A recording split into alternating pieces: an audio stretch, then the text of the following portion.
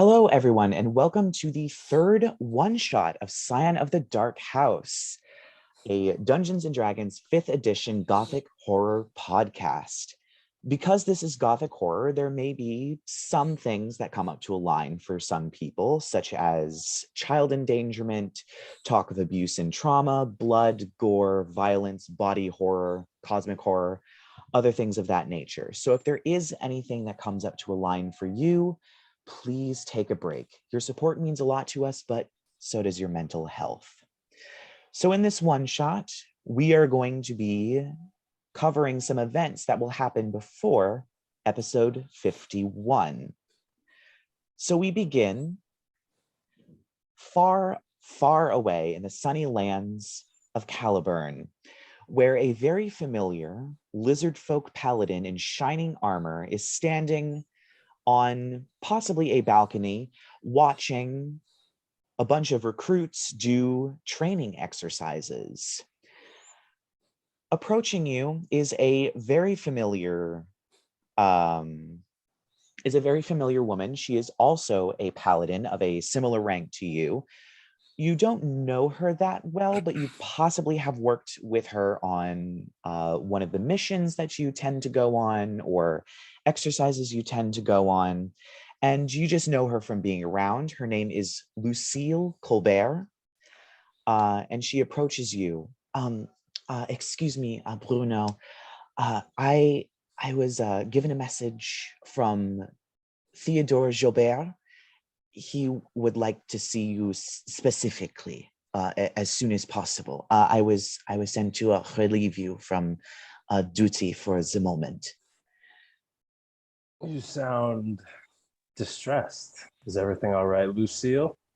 I guess they just sound very stressed as well.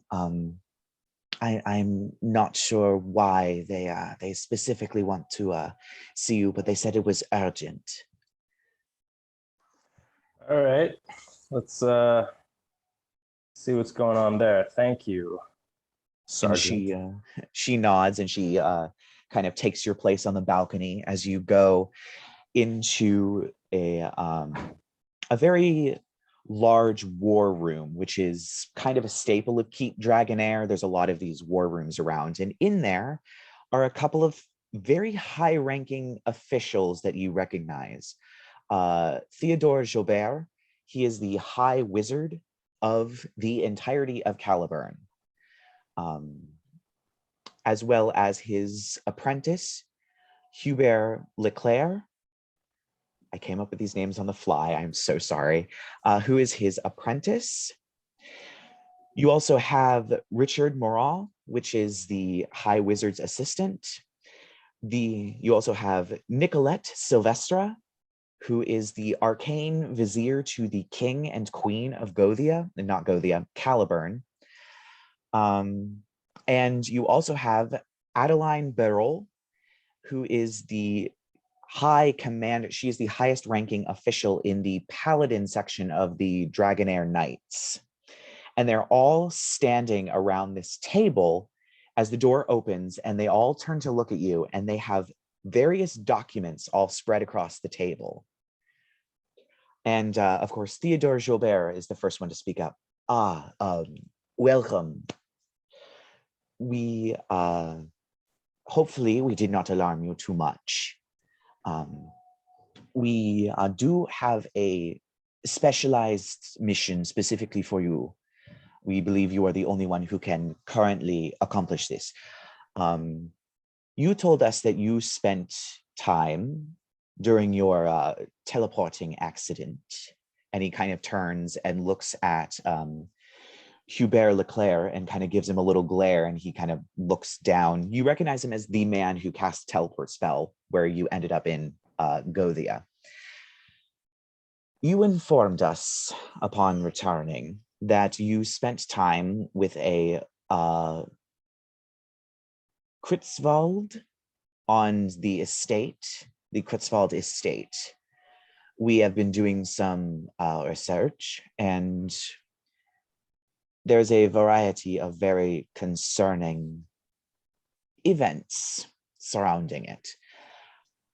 seeing as how you have been there before, you have met the people involved and have worked with them before, we believe you are the best candidate to go on a reconnaissance mission. You will be helping them for as long as possible and gathering as much information for us to give to the king and the queen in case Caliburn is required to assist Gothia in fighting whatever comes out of this place. Well, I believe I'm the best candidate for every mission. So that makes a lot of sense. At this point, you do see Adeline Burrell kind of go, some, not, whatever. And then Theodore speaks back up, well, we will be teleporting you there as soon as possible.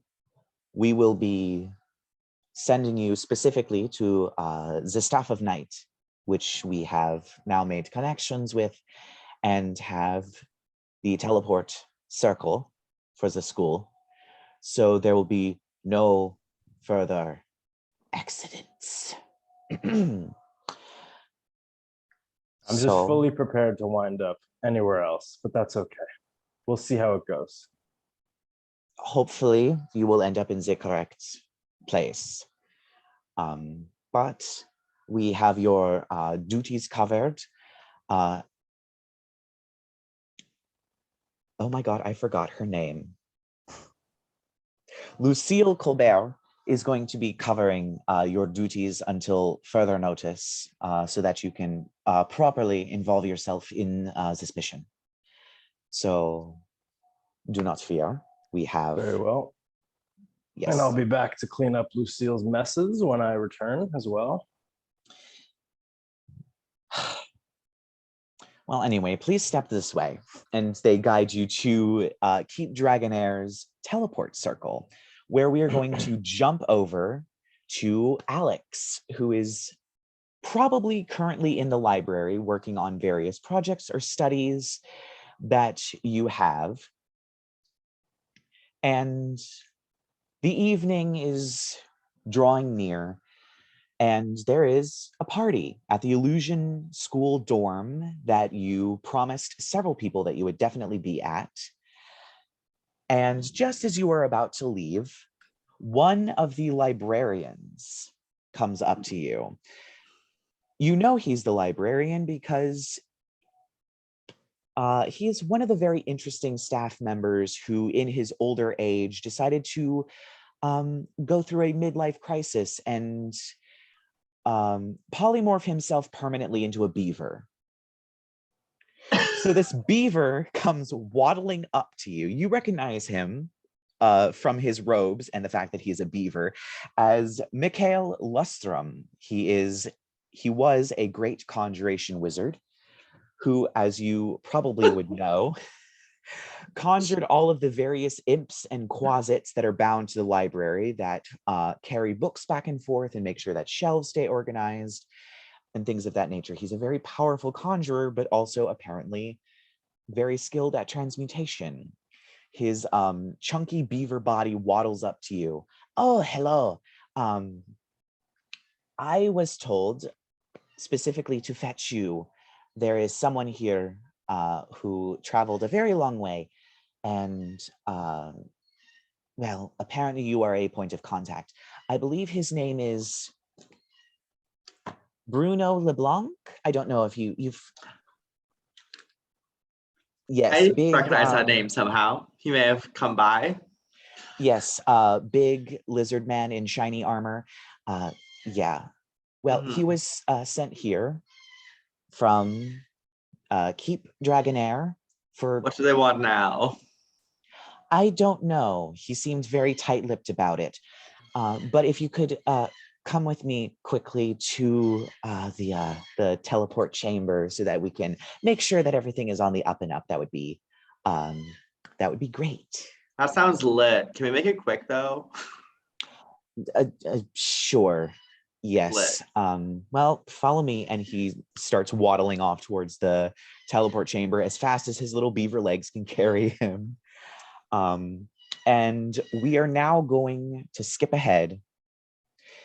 It is in the middle of the party. Of course, you being present at the party, needing to be present due to various promises, you have dragged Bruno along with you. This giant hulking lizard man in shiny armor to this Let's party. go, Lizard Daddy. We're going partying. Come on. Come on. The Illusion Dorm parties are always are always pretty great. Of course, the Illusion students always do their best to put on shows.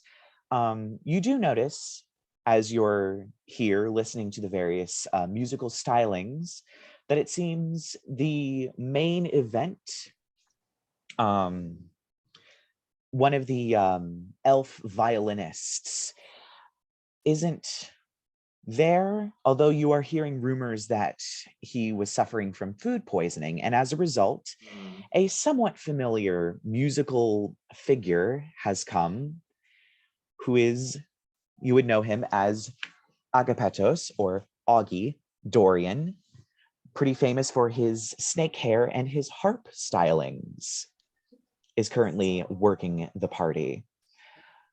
And standing around, you also see someone in the corner, a half-elf, possibly carrying a bunch of tools on him, who knows, who seems to maybe not be integrating too well into the party, but certainly there and certainly making a valiant effort to show up. And the four of you are kind of in the same area. So is there anything specific that you all are doing or would like to do for the time being as the party is in full swing? Well, I just got us all tequila shots. So we're doing shots, or the equivalent of tequila in this world. Tequila exists. Yes, so Most types of alcohol exist. We're doing tequila shots, a lot of them, and making bad decisions. You say tequila shots, and the half elf who we're friends. We've had a powwow every now and then. He looks up. He has this. It looks somewhat like those fireworks that Mulan shot at the avalanche. It looks sort of like that. He's like tequila, and then he disappears and blinks right in front of you. Like, I'll have a shot. We're shooting shots. How many? I want two. To start off, I'm going to do two. Yes, I'm like massive lizard body needs at least 8 to feel anything. And babes, I'm filtering around. Yeah. I got us the best bottle for free. I snagged it, and we got this. We're gonna be splitting the bottles. Hell yeah! I like your dragon, my dude. It's really cool. And I have my guy here, and you see a little mechanical, like kind of dragon, like kind of slither up onto my shoulder as an Artificer's homunculus. And it kind of just says. Would you like some oil? Because I can grab in some oil. I got plenty. Don't worry about it. Just okay, like I know the host here. That's how I got invited. I know the host. I've been sleeping with him for years. Hell yeah, it's been great. Also, Julius needs 2 shots, please. Brilliant. We got this. I'm telling you, I just stole the bottles. I did not pay for any of this. And if I get caught, it's not my fault. Are you guys literally just having this conversation in front of me? Right in front of you. My two hands are just. Can I roll a performance, by the way? Yes, you may. Hey, this is gonna be fun. Oh, I only rolled a 2, so it's only a 13. If you'd like, I can give you advantage just because this is a party. You've prepared for this. You've spent some time. You're not just pulling it off the cuff. Okay, that's a 13, so it's actually a 24. Okay, nice. Yeah, so this is... I put expertise in this for a reason. Yes. So even though it is a harp, which is a gentler instrument, the tunes are still rocking. His fingers are flying across. We're doing a rendition of the famous bard Yennefer Lopez's "Waiting for Tonight." Oh yes, dude, music here pretty slaps tonight. I don't know It's a what vibe. is happening. The original guy got canceled or something, but you're killing it, dude. It's a vibe. It's a real vibe. That's kind of the job. The vibe is vibing. The vibes are immaculate. Can I buy you a drink? aka steal you a drink as well. Oh wait, you're already part of this. Here. I hand you like 5 shots. I'll after finishing the great bard Yennefer Lopez's Waiting for Tonight rendition on the harp, I'm gonna look at the backup band and be like, you guys can take it from here for a minute, right? The various people holding various instruments.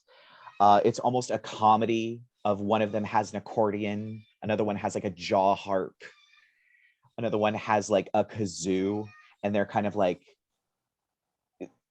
sure. And I'm gonna roll a performance check for them. They rolled a 4. The party's vibing. We're an illusionist area. The party's vibing. They don't really care. We're listening to music as background. We're all chilling. We're like mid shots. I go, oh shit! I turn around. Like I probably shouldn't leave that where everyone can just touch it. Come here, boy. Come here. And the dragon starts waddling towards me, and I just pick it up and hoist it over my shoulder. What's his name? It's very dangerous. He doesn't have one yet. He was just born today, and he'll probably die today too. But as so it goes, clank, clank.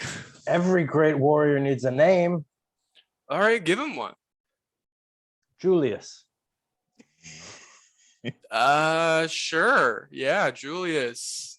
The second. 2. Yes. The sequel to Julius. 2.0. Julius, Electric Boogaloo.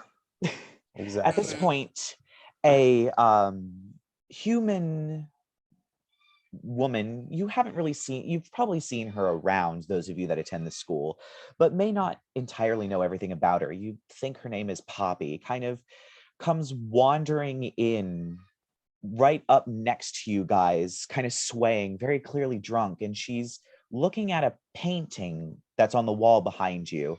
She points to it and goes, am I that drunk, or is there someone running? And then she kind of just like keels over and just poof, right on the floor. Oh, There she falls. he's fine. That's good. Don't worry, I know CPR. I go over and start. Where's the nearest resuscitating. couch? Probably really close. This is a dorm room. Well, it's not really like a dorm room, but it's a kind of a commons area in the dorm. It's like the Gryffindor Commons room. Yeah, there's couches everywhere because it's supposed to be used for studying, but it's never used for studying. Mm. And as you are dragging poor Poppy completely limp and passed out, We're not dragging her. We are carrying her daintily. Yeah, as you are I'll carrying help her Bruno carry daintily, her. Yeah. if everyone would like to make a perception check, they may. What dice is that? It's a A D20, baby. D20. Ooh. And then you're going to add your perception skill to it, wherever that, whatever that number is. Connor got a 19. Just need to see if Jack of all trades rounded down. Okay. So I got a Auggie got a 7. 15. Okay. And Alex got... So I rolled a 3. How does that? For all the followers, this is my first time doing this, so bear with us, please. It's my first time playing D&D, so bear with us. So under your skills, there should be perception and then a number next to it. +2. You add that number to your dice roll. So 3 + 2 is 5. So I got Okay. 5. Okay. You're a pro. 3 I know. + 2. Look at me Yeah. go. So I believe Auggie and Connor are the only ones who notice this, but as you look at the painting, there is a figure in the painting and it is running. It is a castle against a cloudy sky with a forest in between it and what appears to be a small village, growing something. And there is a figure running towards the frame of the painting, pelting towards the frame of the painting. Is this? Hey, Alex, is this like one of your guys' little illusion paintings or something? Not that I know of, but they look like they're sprinting. So that's chill. Are you guys cool in there? At that moment, Looks the pretty. figure reaches the surface of the painting and flings themselves out like they're flinging out a window, catching themselves over the stomach from the painting as they're crawling out, grabbing at the wall, and then starting to grab at their neck as you notice it is bleeding profusely. Jesus, can I help them? You certainly may, as he locks eyes with you and just goes, "Help me!" Blood coming out of his mouth as well. Cool. What can I do to help out? Oh, you're not an alchemist, so you don't have healing spells. I do have cure wounds. That would probably work. Cool. I thought I needed to like pull him out or something. Yes, I will cast a cure wounds on this man. Gravity does seem to be doing the work, pulling him as he slides out of the painting. Divine sense? Remind me what divine sense does. Checks to see if creatures are good or bad. It seems that there aren't any specifically bad creatures around at the moment. Because I believe it also does like Fey, Fiend, elementals, things like that. Yeah. This guy does not seem to be one of those things. Okay. Just a regular I'll, like, human. Put him on his back on the ground and like start doing cure wounds, like holding on his neck. Hey man, it's gonna be fine. Don't worry. We got you. And he can recover 10 HP. Oh, great.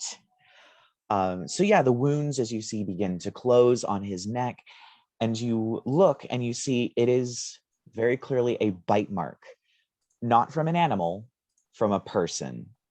It is a person-shaped bite mark on his neck. Oh, yeah, is someone running around biting people in this party?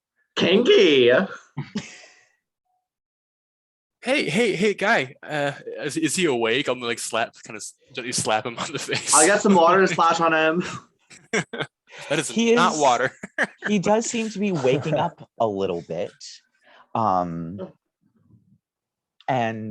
he just seems a bit dazed now that his wound is kind of healed, but he's very clearly still lost a lot of blood.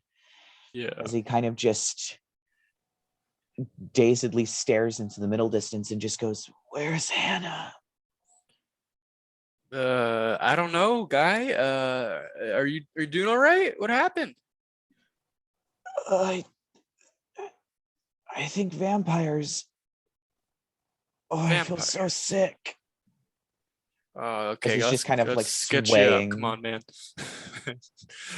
Somebody want to take him to the infirmary, maybe? Like, yeah, can I call out into the crowd and be like, kind of just look over? Because I don't think I know who Connor really is. I don't know. yeah. I'm just gonna be like, no offense, but is anyone here like a cleric or studying like? Yeah, I'm really not the magic? best at this. I mean, I also can heal him a little too, but let's focus on our strengths. Anybody, please. We got a doctor on the plane. Is there a doctor at the party? There's a doctor here. You have reached a point in the party where a lot of people are inebriated, and there are a lot of people kind of staring and mumbling. A few people look like they're in the middle of like casting some kind of spell, possibly ascending spell. Calling. I'll kill the vibe with an intimidation check if I have. You certainly can if you'd like. If this guy's gonna like die from a vampire bite, guess what else I have expertise in? Would a vampire bite also be considered a curse by any chance? Not necessarily. Dang. I was gonna say I could use remove curse. And boom. Uh, By himself. a 27 intimidation check on the crowd, as like every snake on my hair just hisses in unison. And I'm just like, doctor, and like my hand, one hand is just going to the edge of my little veil, like, doctor, come on.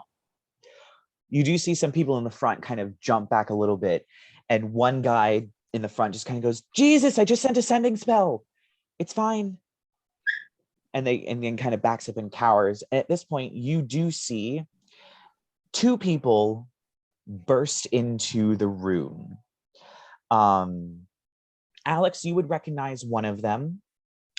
The older woman with brown hair pulled up into a bun, wearing some very nondescript robes, is Professor Clara Till, who is the admin of the entire illusion department, and she also teaches Introduction to Illusions and a few other illusion classes. You probably had her for mandatory classes very early on, as well as another student who you don't quite recognize, but Connor would recognize. She's carrying a box that appears to have a few moving parts on it. She has beautiful blonde curly hair that's kind of tied into pigtails. As she comes running in, you would recognize her as Hannah Mumler. She is also an artificer, but she works in a slightly different type of department than you, so you probably wouldn't have had many classes with her.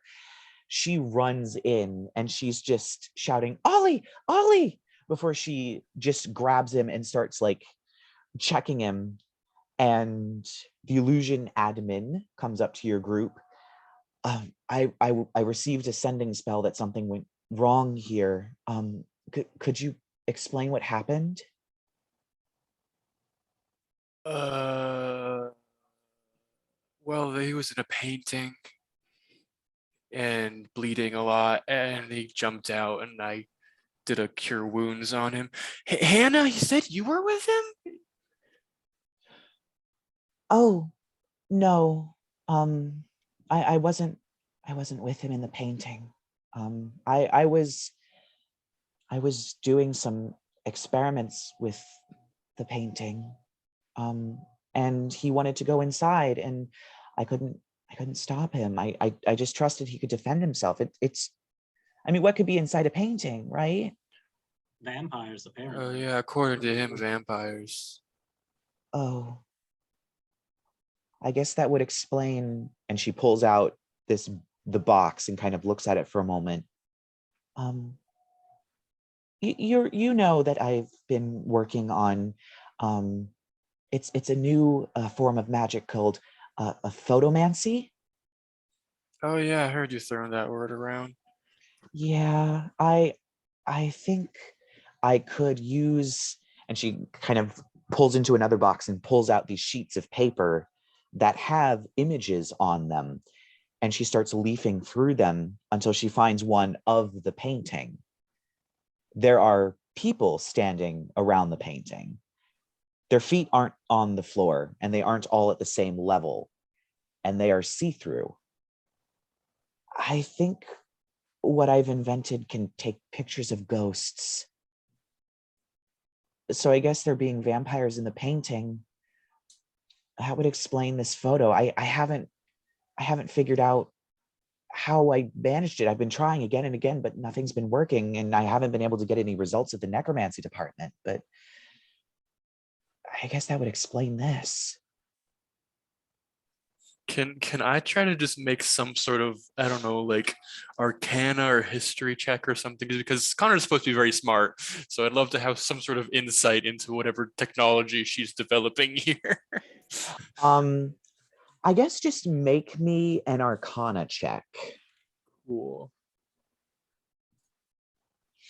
That's gonna be 23. So she's been developing this sort of technology that uses a device that bends light And occasionally she's been trying to get it to work with color, but it hasn't quite been working. To kind of capture a moment in time and create a image that she's called a photograph on it. It takes a while. She hasn't been able to really get anything too substantial. And she seems to be the only person who is working on this. A lot of the equipment is very big, it's very bulky, it takes a long time. Most of these things take up to 45 seconds just to capture, and then she has to bathe the paper in chemicals and things like that to get it to appear. She also has she's also in the middle of developing spells to help speed this up, but this is rather new, and the fact that something like this has just shown up and she doesn't know why is kind of alarming, especially around a painting that another student has just fallen out of. Interesting. So how the bending and refracting of light is causing undead apparitions to be revealed. It's incredible. There's a lot of theories about light passing through the ethereal plane as well as the material plane, allowing us to maybe capture it without actually being able to see it. But I haven't really done a lot of experimenting with it since then. I've been busy with some of the other projects, but he was trying to help me. I gave him another one of these to go and see if he could make some photographs of what was inside the painting, but I didn't think this was going to happen. This all seems a little suspicious to Bruno. I don't know if I trust this character. By the way, I'm Connor. Nice to meet you, Bruno, and Auggie. I've heard of you as well. Yeah, I agree with the large lizard. Very suspicious. I like this other boy with the dragon. I like you too. We all be cute together. Just protection. What do we do?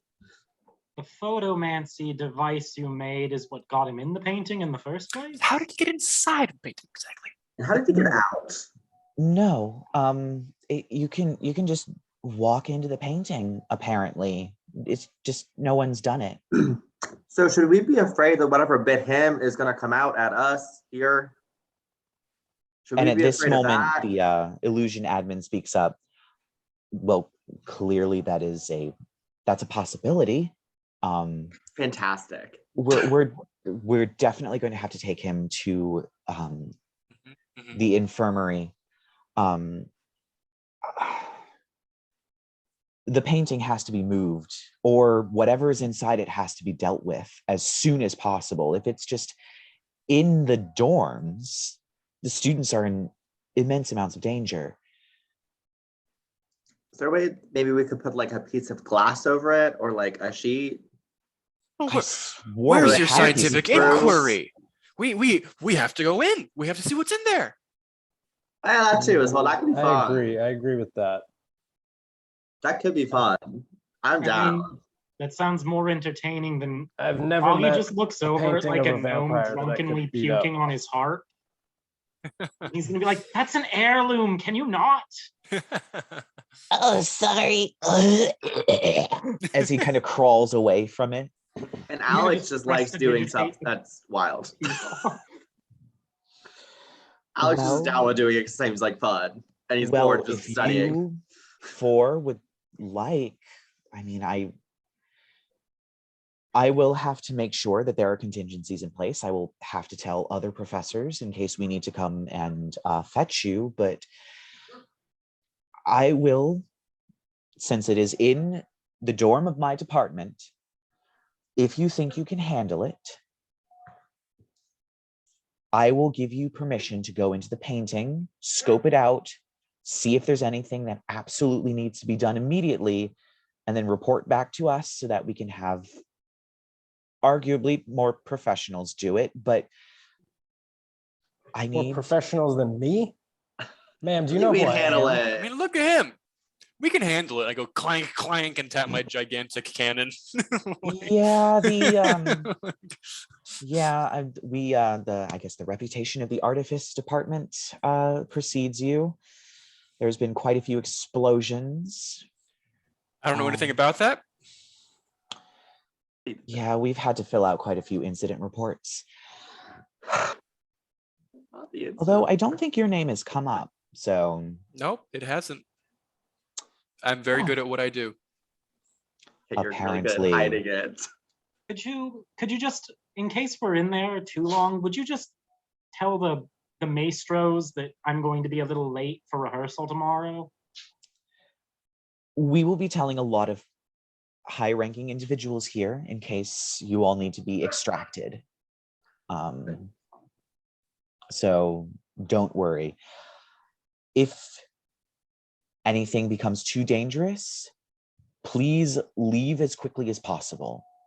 I am trusting you all with this, but I also am aware that you are students, and what is in there may be beyond your capability, but we currently have a lot of other things that we're dealing with, and any information would be good information. We got you. We got you. All right. Hell Do yeah. this. So we just walk in. That's it. Just run straight at the wall. Apparently, Let's go. unless Hannah has any advice. What you got, Hannah? I mean, Ollie just walked in. He had to get on the Cool. table, but he walked in. Did you bother doing any research about this painting before you sent your friend into it? Like, what's the title? Who painted it? Well, apparently the title is on a little plaque over there, and the title is literally just Castle on a Cloudy Day. It Love that. it doesn't have a painter listed. Hannah, what year are you? Oh, I've been here for 3 years. Okay. Let's run out this painting. Do you want us to take your what is that box called? Do you want us to take it in with us?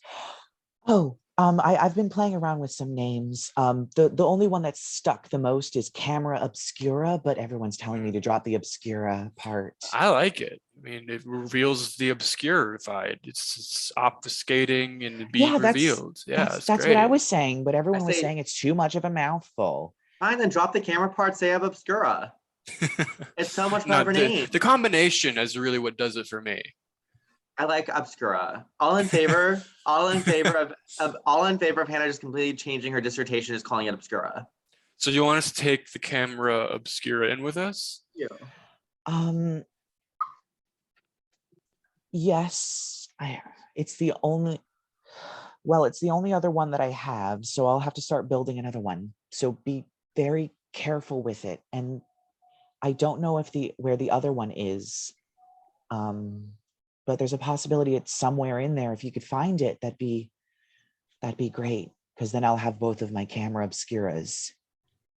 So is there any way of, I don't know, with these camera obscuras to take a picture of yourself with it? Have you tried that? Oh yeah, you just stand in front of it. It takes a while to absorb all of the light necessary. Gotcha. So you simply set it going, and then you stand in that position until the time is up, and then there's the picture on this, and she pulls out a glass plate. You'll need to wipe it in between, but it should help. I have 3 in here, so you have 3, unless you want to replace one of them. But and there'll be other glass plates on my other camera obscura. Gotcha. Nice. So yeah, we'll Cool. go into some scientific method with that camera. How are we gonna go in? Are we gonna just link arms? Yellow Brick Road? I'm assuming. I think the big guy should go first.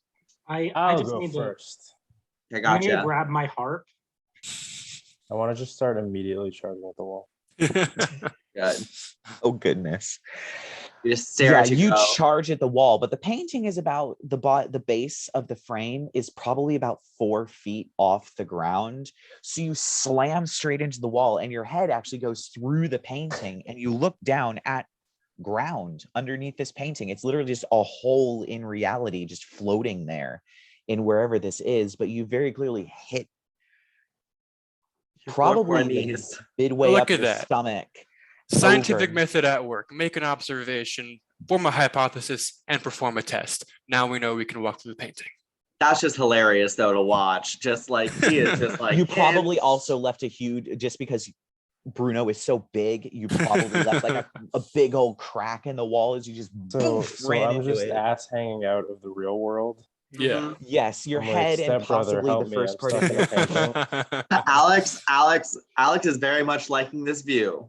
And he's tail like, hi. sweeping back and forth, trying This to is climb why over. we had him go first, everyone. This is the reason why. We got a free show right here. Anyways, Yelling let's in the get going. painting. All Well, right. stop looking at my ass. And also, I would just like to say to the entire illusion department, we are not paying for that wall. That is have to do with this quest. We are not paying for that wall. Y'all can handle it. It's not his fault Right. that he did that We wall. have a department to handle damages to the buildings. Oh yeah, we weren't gonna pay for it anyways. Oh, and I'm still gonna Now need move, my Bruno. full We have to go performance. in. So you guys eventually make your way through the painting into what appears to be a small village of huts with thatched roofs. And the air instantly, it's incredibly pungent. It smells like garlic. Oh, You somebody's are- making pasta up in here. Yes. Oh You are wait, standing in the middle vampires. of a field of garlic. The view is Who wants to exactly the cook? same. The castle in the background with the gray sky, the pine trees, and then the village with the farm of garlic. Although there is an element that you hadn't noticed in the painting before. At the very edge of the tree line is a very colorful cart of some kind with a horse grazing near it. It almost seems like a sort of circus or carnival cart, but it's a long ways off at the tree line, but it's bright enough to see. Other than that, this is exactly what you would believe the location of the painting would be.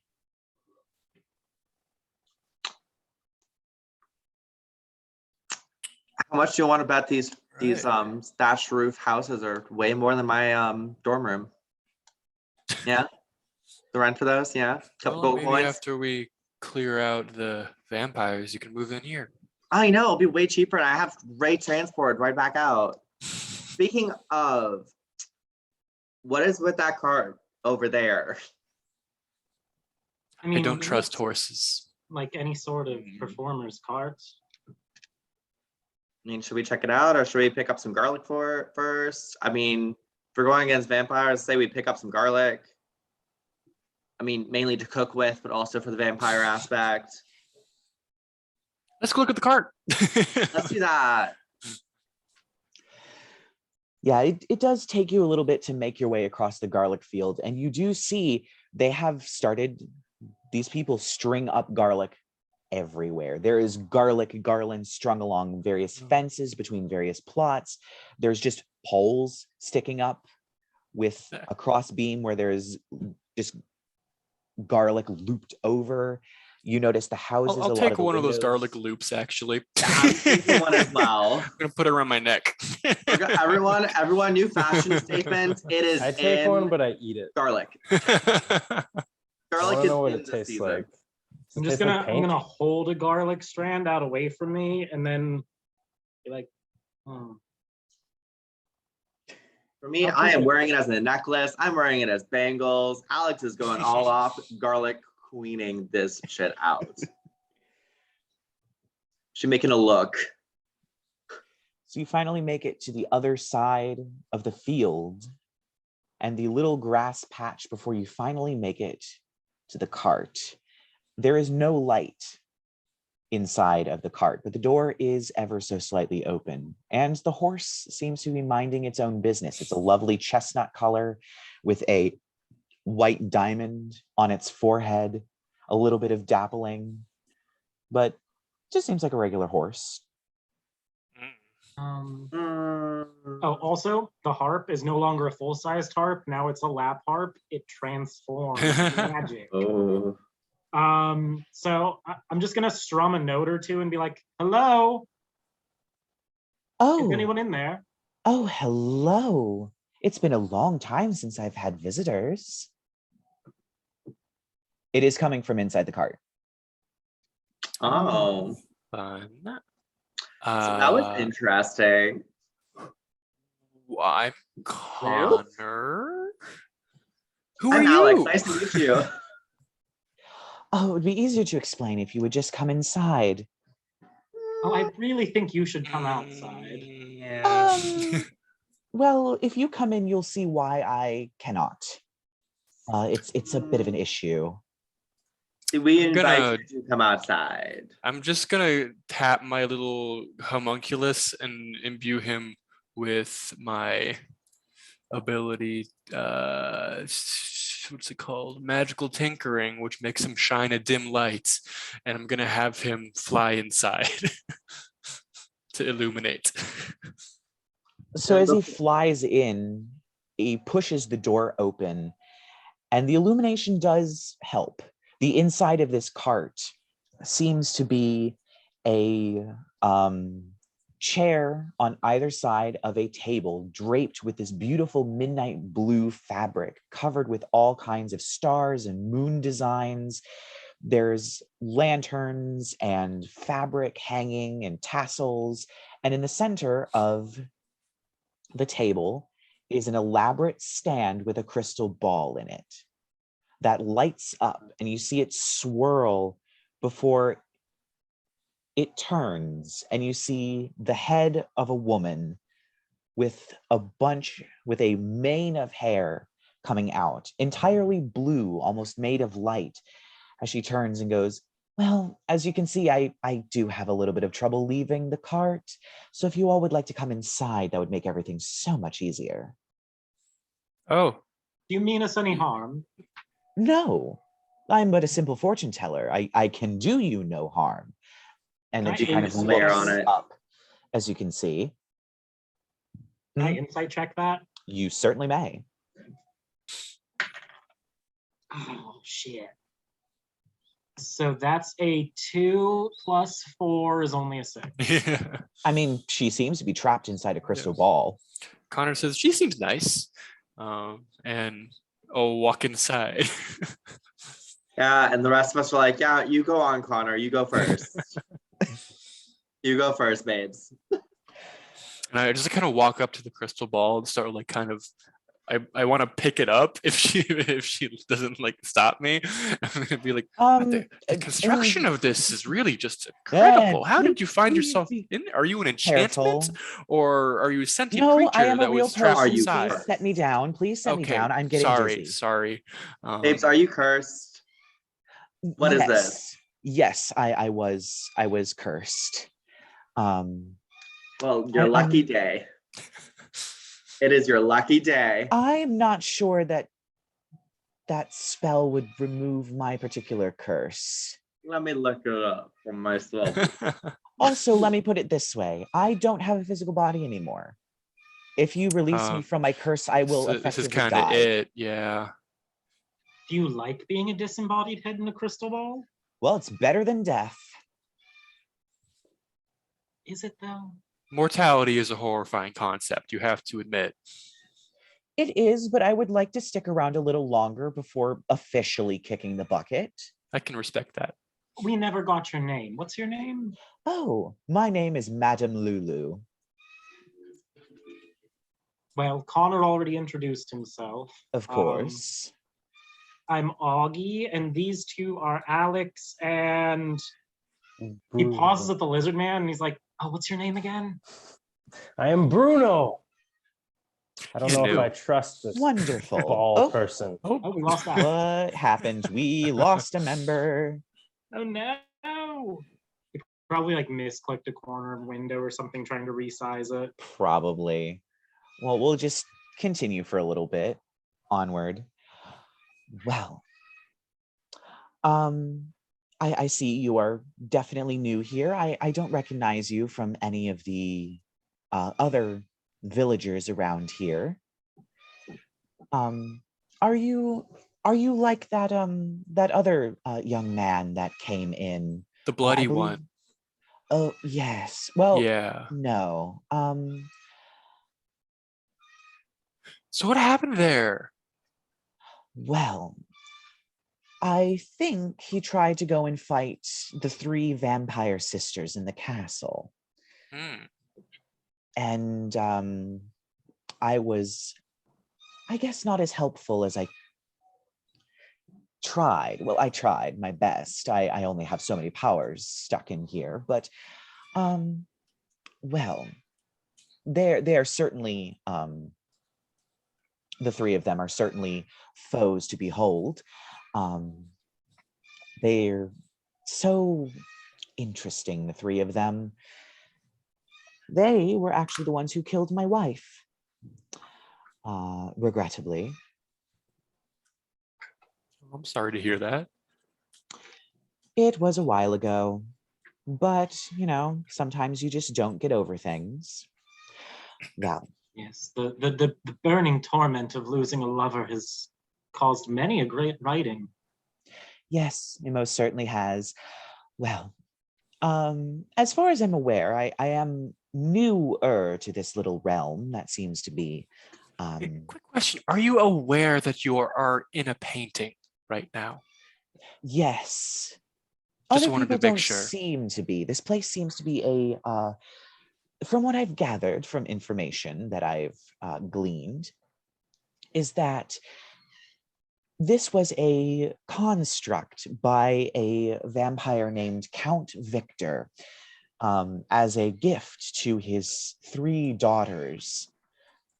And they've been living in that castle ever since. But of course, it needed to be populated. So there were people added to this painting. They don't know they're in a painting. They don't believe that they're in a painting. And they don't have souls. And somehow that painting found its way into our college's dormitory. I have no idea where this painting is. I just know that I'm inside of it. It could be traveling in an art show for all I know. Can these 3 vampire sisters leave the painting, or are they stuck here? I'm not so sure. I have never seen them leave, but I'm fairly sure they have the ability to. They just don't. Well, that's concerning. Yes, Must be especially if you something that said, they like in the painting. I don't know why they don't leave the painting. I Maybe guess it was painted people have delicious blood. that is certainly a possibility. While I was here, I discovered that despite the fact that technically everything is made out of paint, it tastes like it should, and it digests like food, especially the garlic. Maybe these Um, vampires are ethical people, and they're trying to As only eat painted people without knowing that souls. they have brutally killed my wife, I would beg to differ. Maybe your wife had it coming. I'm just saying. Well, excuse you. I Excuse used to be a me? powerful sorceress. I would have disintegrated you if I was outside of this crystal ball. Well, good you're thing not, you're a so- hamster in a hamster ball. I think we can all be nicer to Madame Lulu, okay? Yeah, I mean, Alex looks over to Bruno and says, "You're not my best friend, by the way. You're shady. Oh, you're my bestie now. Hell yes. Bruno's a shady bitch. What can you Shady say? ass whore. Yes." Alex is living for Bruno's shade and just says yes. Play. you should let the poor woman mourn her dead. And I'm just gonna start playing a little like theme music of some sad thing, like lightly on my harp. So question. Mm-hmm. Yes. How do we get to said castle? Well, I would guess the road. yes, the road. Like, can we take your horse to get there? Can we take I'm your not car? taking the horse. I would prefer you not. Okay. It is actually not that far away. A word of Um, advice: that horse looks shady. I wouldn't Gotcha. trust it. Gotcha. Also, follow-up question: when we get back over here, do you want us to like snag you when we're like leaving, so you can get out of this painting as well? Like, what do you want to do? Oh, that would be We could nice. be your Uber out. Yeah, That would be we nice. attend a very magical college. I'm sure we could find a place for you. Maybe even somehow make a construct of a body for you to inhabit or something. We have very smart professors. We do. We also have an entire divination area. Oh, Well, So, you'd love like, it, yeah. high They're just like about to invent like this big telescope thing for divination. You'd love it. You'll have to see it. Yeah, Oh, I we're gonna certainly snag will. you. We'll snag you. We'll come back. We'll grab brunch. Great. We'll grab brunch when we get back. It'll be great. Oh, it's been a while since I've had a brunch. Fantastic. I know some So, great queens that can perform. It'll be great. We do probably have to kill these vampire sisters because it would be a real shame if this painting had to leave our dorm, well, Alex's Yeah. dorm. It's a nice painting, It and is. also the science of it is really astonishing. I'd love to study it. Who knows? But we have to kill the vampire sisters because we can't really Well, risk them. yes, most Stab, certainly. stab. So Yes. any advice? Well, the three sisters are very different from one another. The easiest one to deal with would probably be Vivian. She tends to be more of the ladylike of the three of them. She enjoys running around the castle in a lovely white dress, watching it flow and really just doing stuff like that, even reading books and things like that. She can be vicious in her own right, but she certainly prefers more feminine pleasures of life. The hardest one to kill is most likely Veronica. She has been studying magic for quite some time, taking after her father, Victor. The most troublesome is definitely Vanya. She is, I hesitate to say a huntress of sorts, but she certainly carries a crossbow and knows how to use it. So I'd certainly recommend staying clear of her as much as you can, although that might be hard. She does not generally stay in the castle. She likes to stalk around the moat and the grounds of the castle, as well as these forests. Also, small issue, because the three of them have the ability to fly, or at least transform into a creature that can fly, there is no bridge over the moat, and the moat is quite wide. So you will have to find a way across. I don't think there are any boats here, or at least none that I was aware of. So that will be your first obstacle. How wide is it? I can take care of a boat for us. Also, how wide is it? Oh, definitely several hundreds of feet. Okay, fair enough. Boys, I can get us a boat. Hell yes. Row this boat. Well, other than that, I don't really have much information due to the my wife is dead and I got trapped in a crystal ball and my body was destroyed. So any other information you'll have to find either around or from encountering them, regrettably. Also, really quick, what is in the moat? I'm just curious. Do you know what's in the moat, fam? Water. I think it's just water. There's rumors we're about there fine. being something in there, but Who here is ready to go swimming? Anyone? Oh, yeah, I'm good. Yeah. let's Oh, do lit. Sweet. let's I know a do water it. breathing spell. We Gucci. it. This we Gucci. Hell yes. I mean, I could also just make us a boat. That I wanna sounds use my better, to be spell. honest. I want to try using this spell, bitch. well, whatever you do, just be careful and try not to fight all of them at once. Definitely one at a time would probably be the best chance of survival. Let's aim for this lady one. Let's woo her with our, with Yeah. our charms. AKA y'all can act mask and I'll just be her BFF. And let's woo her and then stab her in the freaking heart, bitch. Hell yes. Let's go kill some vampires. Hell yes. Do we know how to fight vampires? Are any of you knowledgeable?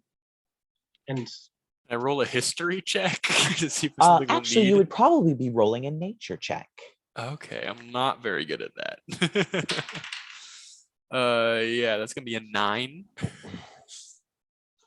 I mean, you've heard stories, wooden stakes, running water, sunlight, that sort I of thought thing. we could just strangle her with garlic. can I try the nature check too, even though I asked Yes, them? you may. That's a 6 + 1 is 7. Yeah, We're same never thing. good at nature. You've heard Hey, can I you've try? heard folk stories. Yes. What And if do I Bruno roll? would like to try, Bruno may try the nature Just a check. D20. Yeah, roll T. D20, add your nature score, babe. Which dice do I roll? D20. Okay, let me find a D20 dice. Okay. 18. Oh. Dang, Bruno. Oh, I got 18 as well. We're twinning. Woo. Aw. So Well, there's a then variety. I also have 2 for nature. So +2 after that, right? So it's 18 Yes. + 2, so 20. Yes. Okay, what? So both of you would know, yes, vampires are sensitive to sunlight. Additionally, there is a small issue in that you don't know if these are true vampires or vampire spawn. Vampire spawn, when they're killed, simply die. They just crumble to dust and die. But a true vampire, which can create vampire spawn, will turn into a mist, flow across the landscape, immune to most damage, and reform within their coffin. You have to kill them in their resting place, or else they will come back to life. You are unsure if any of them have been made into true vampires, or if the 3 of them are simply vampire spawn, but either way, there is a risk that they could come back to life, even if you do kill them. So, head lady, question for you. Where's Victor? Where's Daddy Victor in all this? Did he leave the painting? Is he lurking in a shadow behind us? Where is Daddy Victor here? You know, that is one No angle. we didn't think idea. Okay, because y'all, we have to look out for Daddy Victor. Walk up to I the 3 mean- vampire sisters and say, "I'm your new mommy." Hello. Daddy has a secret. I have no idea where Victor is. I haven't heard anything about him being in the painting or being around. It seems that this is, in a strange sense, more of a dollhouse given to his Gotcha. daughters rather than something that he would use. But I mean, for all we know, he is in here. And also, follow-up question. How the hell does weather work here? It's very cloudy. Does it stay Yes. cloudy? Are we going to get Yes, daytime? it does. It stays cloudy. So we're not going to see the sun. No, Dang it, I was going to regrettably. work on my tan. Ugh, Sorry. so rude. This is fun. Well, unless there are any other questions, I do have, of course, being a fortune teller, the gift of prophecy. And so I might be able to help you if I could do a little prophecy for you all. Yeah. That would be. Hell yeah. So she kind of seems to take a deep breath, and then her eyes open and they're pure white. And she speaks in a very different voice as she simply just says, 3 will fall, blood shed. The night shall end.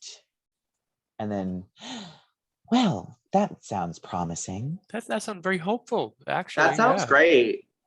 Of course, that doesn't necessarily mean that it will be the 3 of them. It just says 3 will fall, and there's 4 of you. Fair enough. Don't be a bummer about it. I'm sorry.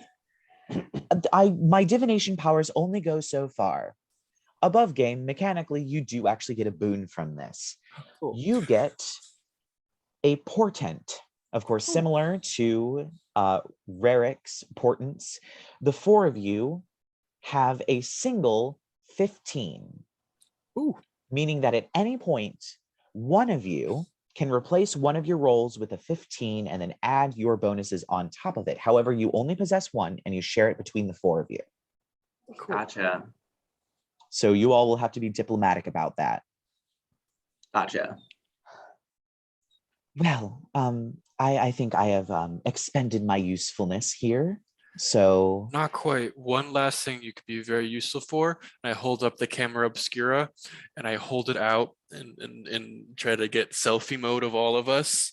And I go like, and I want to take a selfie of all of us. you do know a bit. Also on that as well, as he's taking, I think we're gonna invent this. Call it a what? Selfie? Are we agreeing with this? We just gotta tell Hannah Of ourselves, that would make sense. Yeah, Yes. we can tell Hannah when we get back that Clever. we invented a new word. But have you seen something like this? This That was whole new. No. No, Nope. I've never seen anything like this before. because apparently we have this dude that Oliver came out of this dropped one. painting Yeah, and had this we'll thing. find it. I'm sure we'll find it. This I is, Or just what's was left of it. curious. this is going to revolutionize sending your lovers pictures of your nether regions. Exactly. We no longer have I to hadn't set, considered that, but that is definitely true. we no longer have to sit Interesting. for those very long like painting sessions. I can't stay hard for that long. Nobody can. Well, that was certainly information I didn't need to Yes. hear.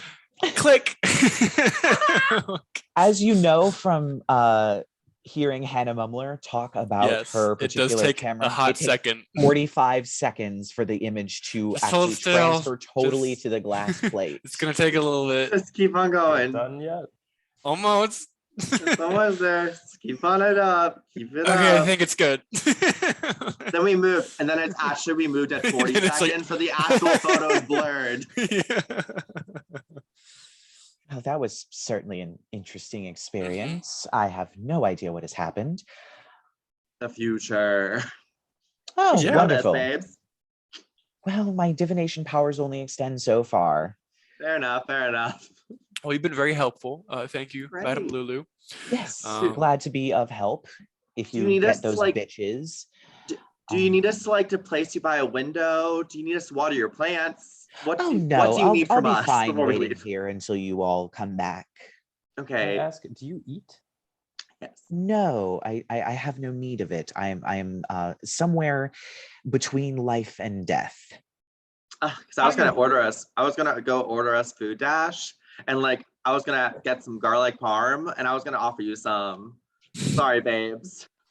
Mm. As lovely as like it would be garlic wasted parm on would you. be, I cannot consume it. I am but a spirit trapped inside of a crystal ball. Fair enough. You like that sometimes. Yeah, it's a Um, mood. Let's go. Come on, boys. Lit. Bye. Thanks for your help, Madam Lulu. Of We'll course. come back for you, babes. We'll come back for you. It's all good, but not your horse. For you. Actually, I like the horse. We'll leave the horse. We'll figure it out, I'm sure. Good luck. Bye. You guys make your way through the forest. You don't hear birds. You don't hear animals of any kind. It is eerily quiet in this forest. But it is a short walk until you get to the rocky shores of this lake, which seems to serve as the moat. And indeed, the castle is on its own island.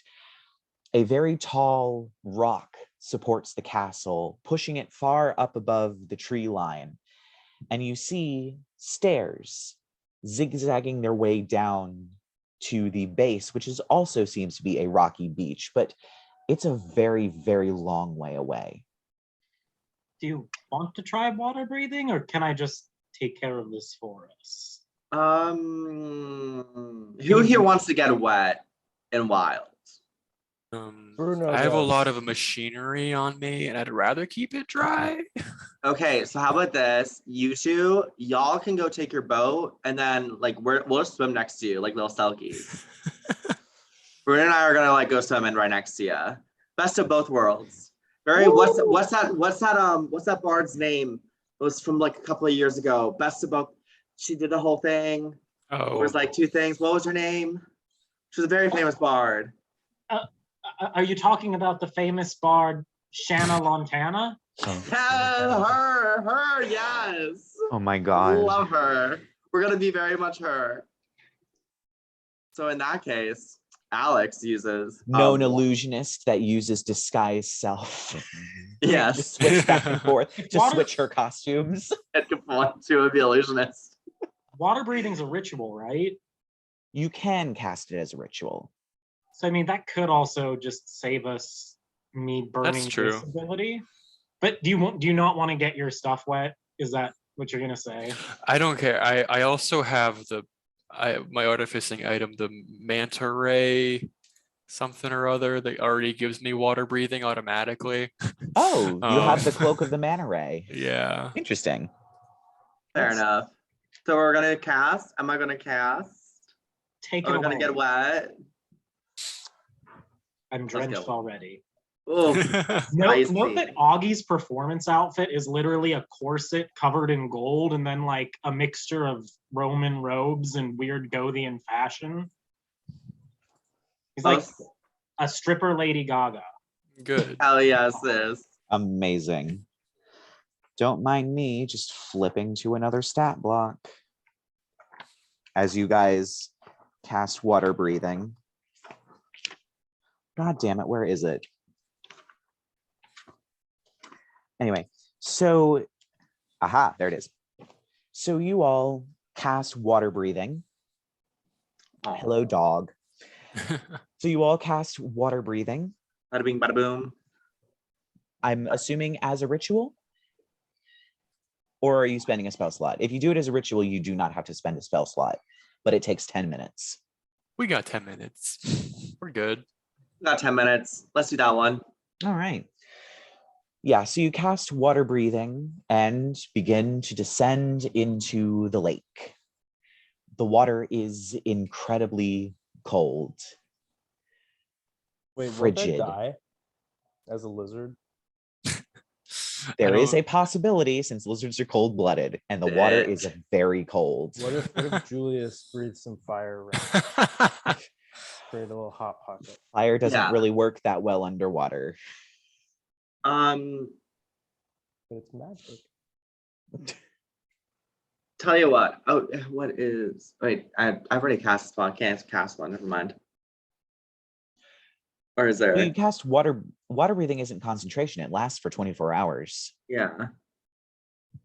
Because I'm wondering if there's like an illusion thing that I could do to make you think that you're warm-blooded, so like you're fine with it.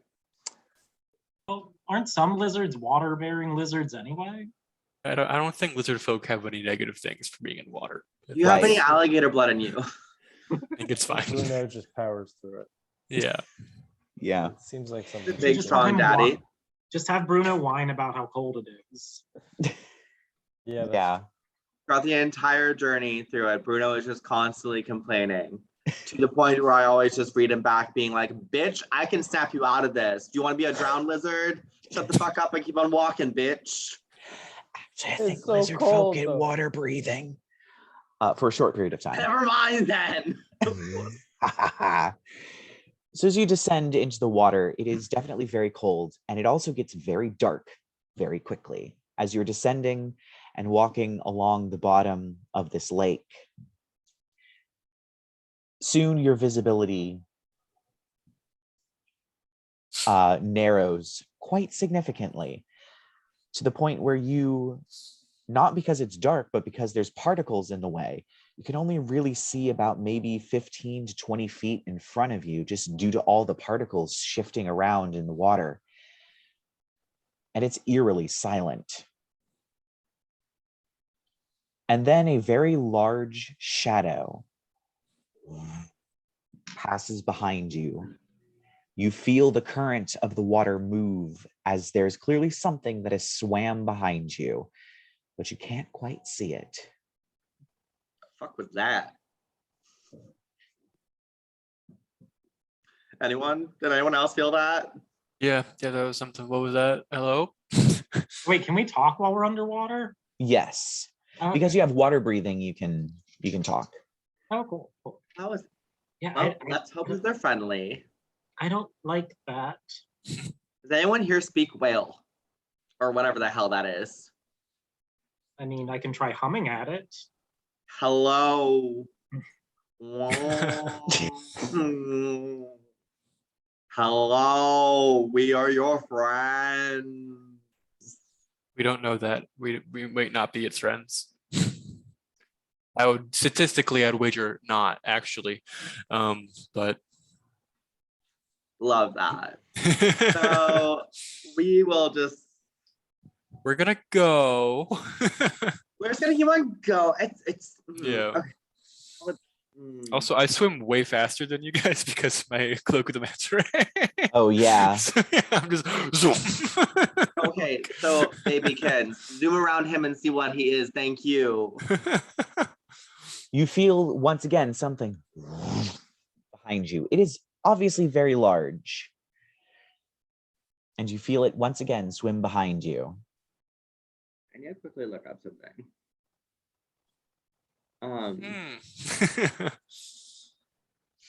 Don't care for that. Can I use greater invisibility on I'll just start us? swinging my mace around. There is definitely a lot of water resistance as you're swinging this mace, but you're not hitting anything. You're just swinging it. Can we do? I'm just gonna prepare and summon my Eldritch Cannon again here.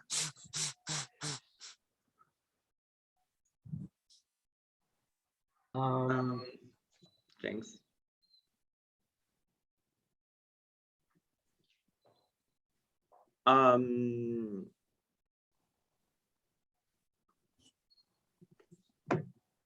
So yeah, we're just gonna keep on walking, I guess, unless anyone wants to figure out what the hell that is. I would suggest a way to figure it out, and I am all ears. I mean, I have some animal handling skills, probably not, but You do feel something move over your head, and it seems to be moving up. But as you look up, the particles of the dust and silt from below have obscured what is up there, but you do see a large shadow move very quickly overhead.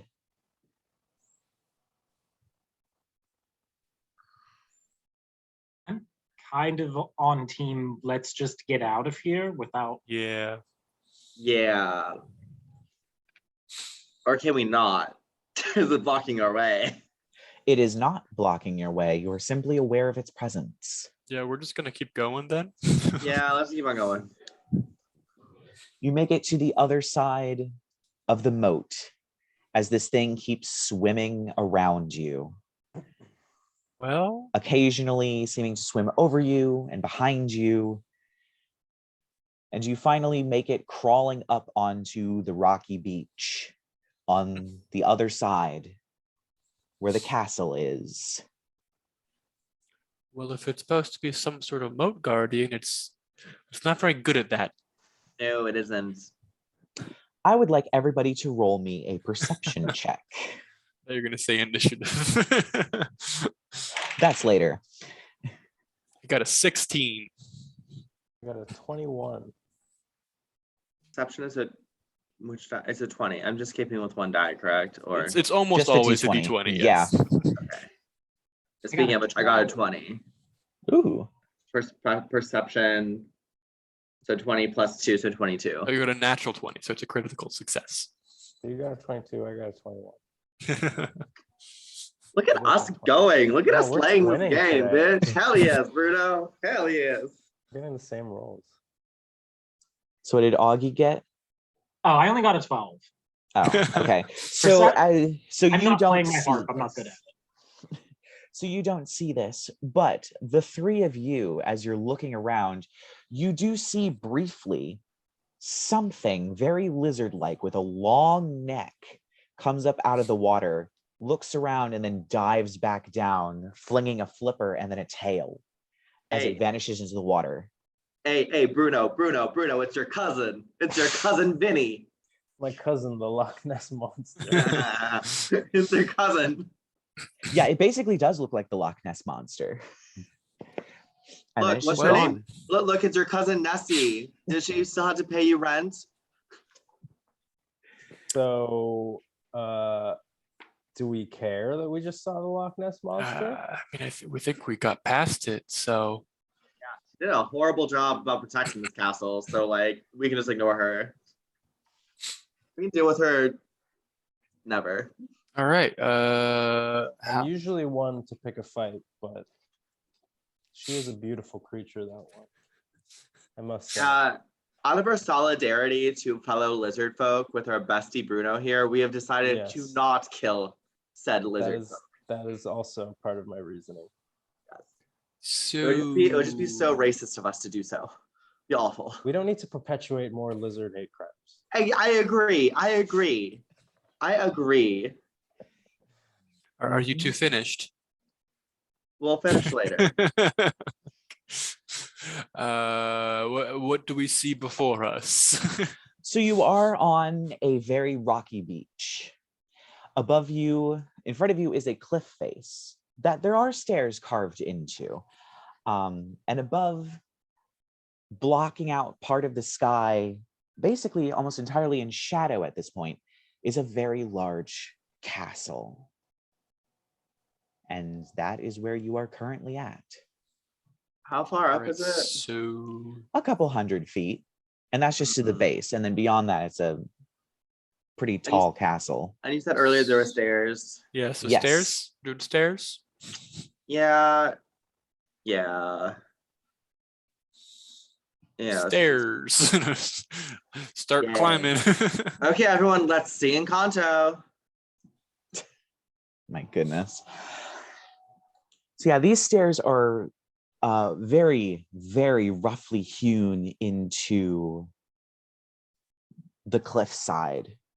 They're also dangerously narrow to the point where, Bruno, you are scraping your shoulder along the wall, trying not to fall off of these very, very thin stairs.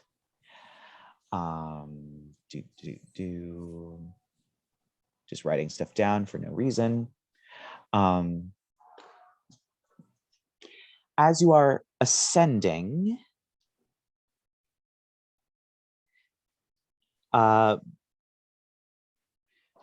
Bruno, I actually need you to make a strength saving throw.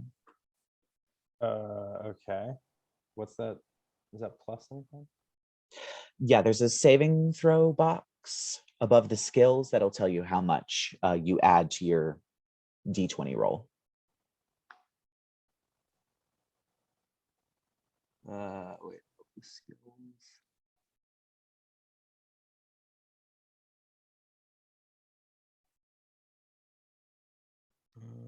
Let's see. Strength. Okay, so that's 5. That is 16. Oh. You feel something begin to squeeze around various parts of your body as if it were trying to bind your limbs together. The rest of you, you do see thin wisps of shadow begin to swirl him for a moment before they stop.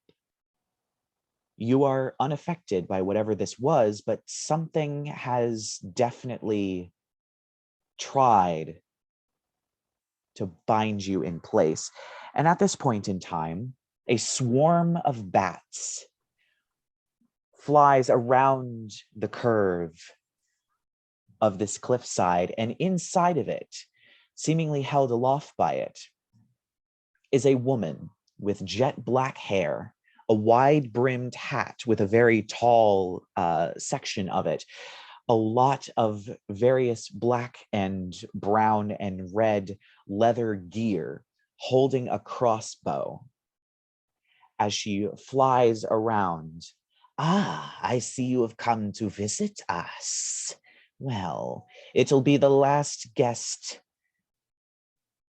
God damn it. Fuck it." And she just aims the crossbow at you, and I need everybody to roll initiative. I was always better at hunting than speaking.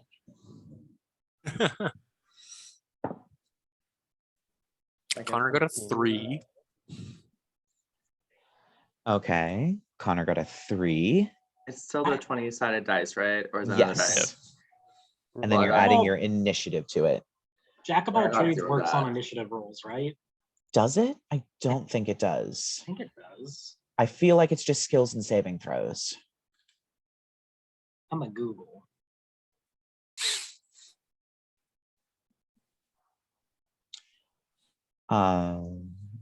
So what did everybody else get for your 14. initiative rolls? 14 for Bruno, I got a 19. 19 for Alex. Oh, hey, I have a question. Can I with my little amulet that gives me a 10, like, does that work like a portent? Like I can do it after I roll, or do I have to choose to use that before I roll? Let me check. I think you technically can, but I want to make sure because I know you have that nice little amulet that somewhat briefly controls time. It says you can forego rolling a d20. Yep. So I think I have to do it before.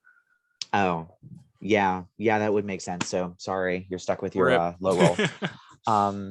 So what did Auggie get for initiative? So Jeremy Crawford says that Jack of all trades is applied to initiative. Oh, okay. So that's going to be a 22. All right. Yep, I will allow it. There are some things that I don't agree with Jeremy Crawford on, like not being able to cast spells through glass. That's bullshit. Read her. Read there was a him. whole tweet that pissed off the whole of the D&D community where Jeremy Crawford said, no, you can't cast Mage Hand through a window. And it's like, really? Stupid. I can understand for Fireball because you're hurling it and it has to go through the window, but Mage Hand? No. You can cast Mage Hand through glass.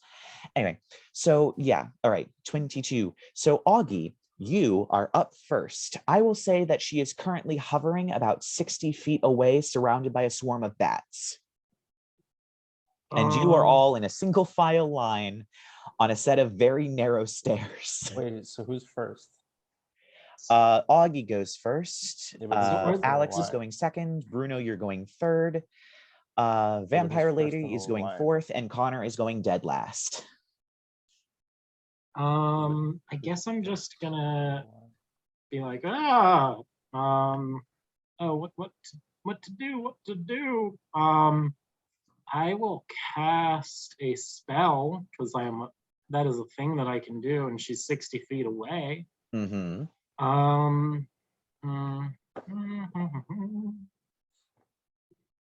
I'm gonna. I didn't think about this. Let me see what this one does.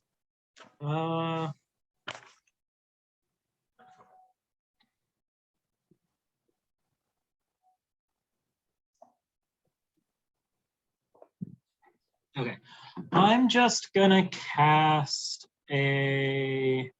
So is like the swarm different from her? Or is it part of her? You'd say. Like you're not sure.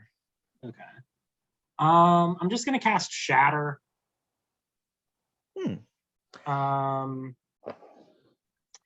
So yeah, because it's a range of 60 feet. If she's within 60 feet of us, I'm gonna center Shatter on her.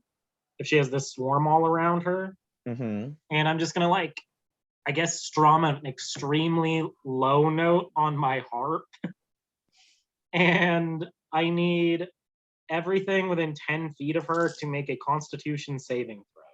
Constitution, okay. Yeah. Well, she definitely fails that. I'm going to move my dice tray. Spell save DC is a 16. All right, so nothing passes. Cool. And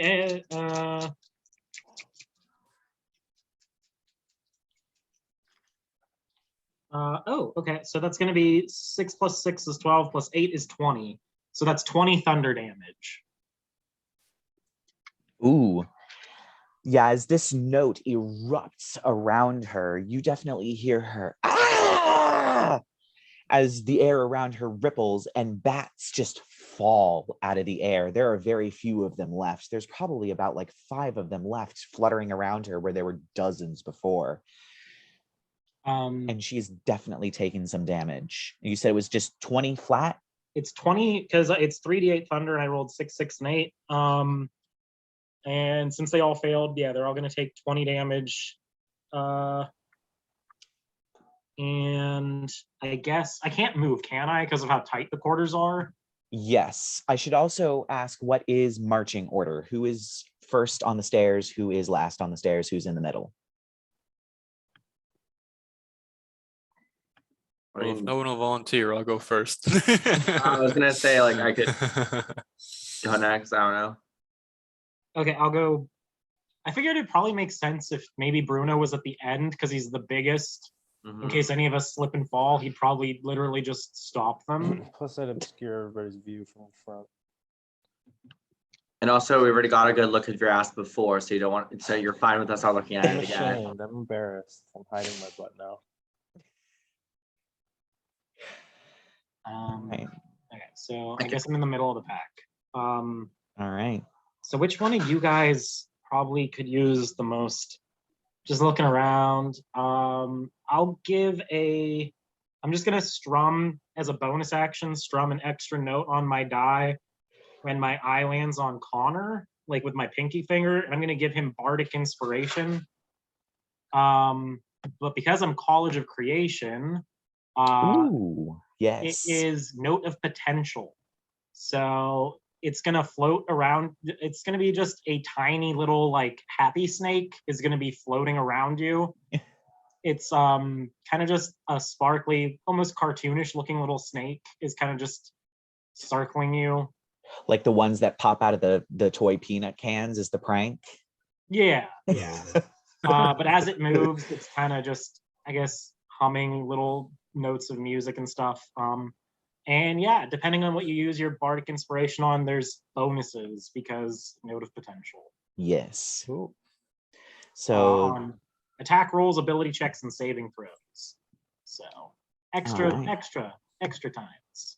So next up, assuming that's the end of your turn, is Alex. This woman is still about 60 feet away, floating with a small number of bats, aiming a crossbow at you all. I'm gonna hurl firebolt at her. Bolt. Okay. Firebolt. Good. Okay. A cantrip. Yes. Cantrip. Yep. So remember what you told me. Remember what you told me about the cantrips. They don't. Yes. Remember. Good teacher. Yes, I hurl that fireball, posing afterwards, obviously. Of course. At her. And since I'm level 8. Yes, that. Then increases by 1d10. When you reach 5th level, so it's down then 2d10. Yes. Fire damage. And also because bats are flammable and they're around her, they also go in flames. Because bats are flammable. Are you aiming at the bats? I'm aiming at her, but they're around her. And it says that only hits her. Yes, but it says on a hit, the target takes 1d, or you hurl a modifier at a creature or object within range. Make a ranged spell attack against target, blah, blah, blah. On a hit, target takes 110, so it's 210. A flammable object hit by this spell ignites if a flammable object hit by this ignites if it's unworn. I'm just dyslexic, and I read that wrong. Just kidding. It only hits her, so you're only targeting her. No, that is me for all these viewers. That's not me bashing on someone who's dyslexic. I am dyslexic, and so yeah, that's me bashing myself for my own dyslexia. So do not be like coming at me, being like, all right, well, make your attack roll. See if you hit her. Okay. So I roll a D, so it's a D10 roll. D20. D20 dice. Okay. D20 to hit, and then you roll the damage. So I got a 14 on the first roll. As you hurl this little mote of flame She dodges out of the way and it sails behind her. You did not hit her with your firebolt. Alex, did you add your spell attack modifier or did you roll a 14? Oh, I rolled a 14. Okay. So you would add your spell attack modifier because that's a spell attack roll, which is going to be, what is it, Spencer? Is it 8 proficiency bonus plus proficiency plus spellcasting modifier? That's a saving throw. The attack rolls, I think, is the proficiency and intelligence modifier. Oh, so I add the 3 that I have for proficiency and then the 2 that I have for intelligence? Yes. Oh, so 14, so you get a 15, flat 16, plus 5 17, every time you cast 18, a spell. 19. Okay, so yes, you Okay. do hit her. Thank So you. now you get to roll damage. She Thank tries to you. dodge out of the way, but you added just enough of a little twirl to it that it sails right into her face as she tries to dodge it. So roll the damage. 14 again. So then 14 plus those would be the same thing. So 13, or no, 14, 15, 16, 17, No, 18, 19. you're only rolling the 2d10. Oh, okay. So It's that's a completely different roll. So I just change the d10 dice then. Yeah, so it would be 2d10. Gotcha. So I got a 5 for my first roll. So does that mean I'm rolling it twice? Yes, I'm rolling and then adding them dice together. Okay. Yes. 8, 9, 10, 11, 12, 13. All right. Doing real quick math here. Yeah, you smack her right between the face as she cocks her crossbow and takes aim. Up next is Bruno. So how far away is she? She is currently still 60 feet away. I don't think I can do anything. Check your spells. I can do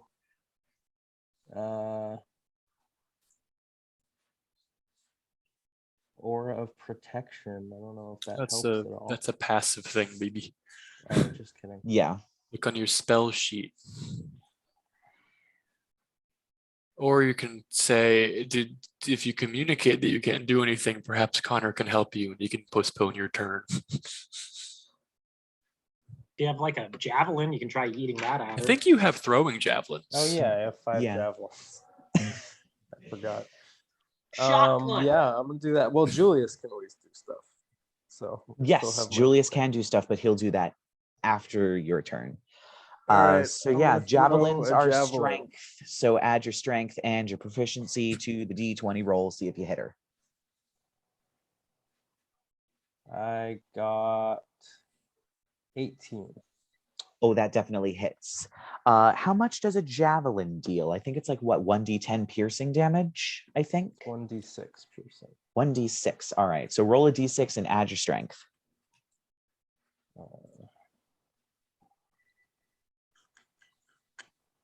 4 plus 5. So that is 9. Then I think you can use your bonus action to do a divine smite because that's your paladin thing. Yeah, but isn't divine smite only with the mace?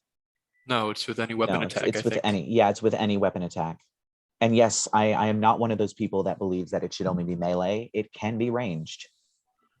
Okay, so I add 2d8 radiant She is damage. also undead. So if there's any extra bonuses that you can add for her being undead, add them. What does that mean? So I think Divine Smite adds an extra die if the creature that you hit is an undead. She is an undead, so it wouldn't be 2, it would be 3 instead of whatever dice it was. Yes, so you do 3d8s. If you're doing a first level spell slot, then it's 2d8 plus 1, so 3d8s. So roll 3d8s and take 1 spell slot off your total. 14 from the 3d8s. Whoops.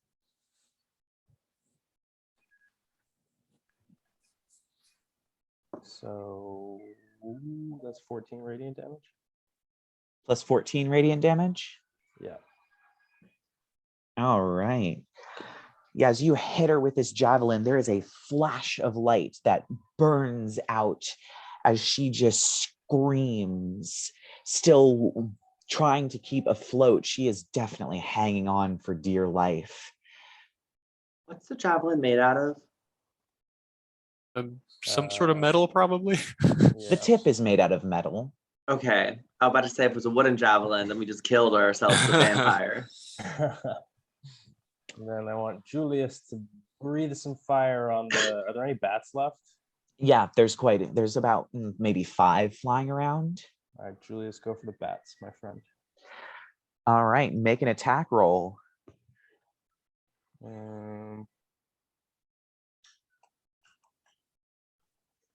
Wait, so is that the D20? Yes. And then you would add, Oh, I forget, Julius, I you think got a it's 1. just, huh? Julius got a 1. I don't think he's hitting these bats. Oh, yeah, as he flies, he begins to breathe little jets of flames at these bats, but they dodge, flying around. There's not enough of them. He needs like a big crowd. Go, Julius. You got this, baby. He Yay! doesn't. It's okay. We love him. Yay! You still got treats when you get back here. Yay! Of course, he always gets his treats. I was just screaming in the background, just saying, "Get him! Yes, baby! Yay!" We all just are just shouting for him. All right. Like, Not hitting yay! anybody. So she turns her crossbow and aims it at you, Bruno, and just says, well, I guess I was right to try and take you out first. And she waves the tip of her crossbow in a little circle where a shadowy ring appears. And you feel something creep across your skin as she casts Hex on you and hexes strength. While it is on you, you have disadvantage on any ability checks involving strength. So that would be like athletics and I think just athletics. And then she fires her crossbow at you. Ow. Does a 20 hit? This is not natural. A 20 hit? A 20 hits. Yeah. Okay, I figured. So let me look at what all it does because it does some extra damage. I think, yes. So she is going to deal, if I can actually pull a D10. All right. 9 points of piercing damage and 1 point of necrotic damage as you feel an extra sting from the crossbow bolt as it sinks in. And she is going to fire at you again. 15, 16, 17.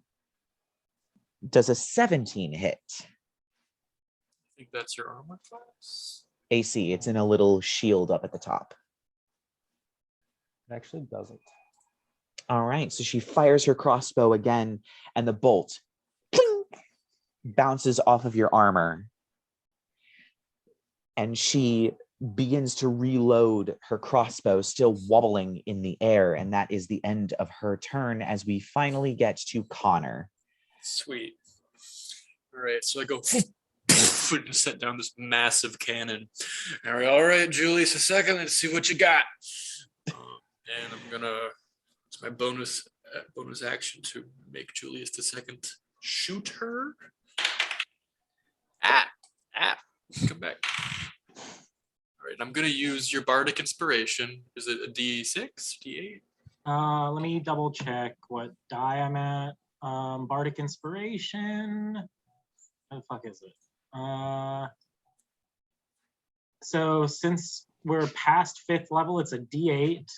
And are you using it for an attack roll? Yes. So if you're using it for an attack roll, immediately after the creature rolls the bardic inspiration die to add it to an attack roll against the target, the moat thunderously shatters. The target and each creature of your choice that you can see within 5 feet of it must succeed on a Constitution saving throw against your spell save DC or take thunder damage equal to the number rolled on the bardic inspiration die. So if you shoot her, it's suddenly an AoE that deals extra damage. Yeah. So I got a 19 to hit. with Yep, the that bardic inspiration. hits. So it goes poof, and then just this like sparkling firework bolt poof, shoots out of it and nails her in the chest, dealing 8. Dang, I rolled 2 8s. 16 force damage. And that pushing kills her. 5 feet back. Oh, cool. It strikes into her, exploding. Her crossbow flies out of her hand as she falls backwards down towards the lake, transforming into ash as she falls. The other bats scatter to the sky, and you are out. Can I make the bats roll that save from Oh, Kyle's thing? yes, you may, because the swarm only has 2 hit points. Hell so yeah. You probably kill it.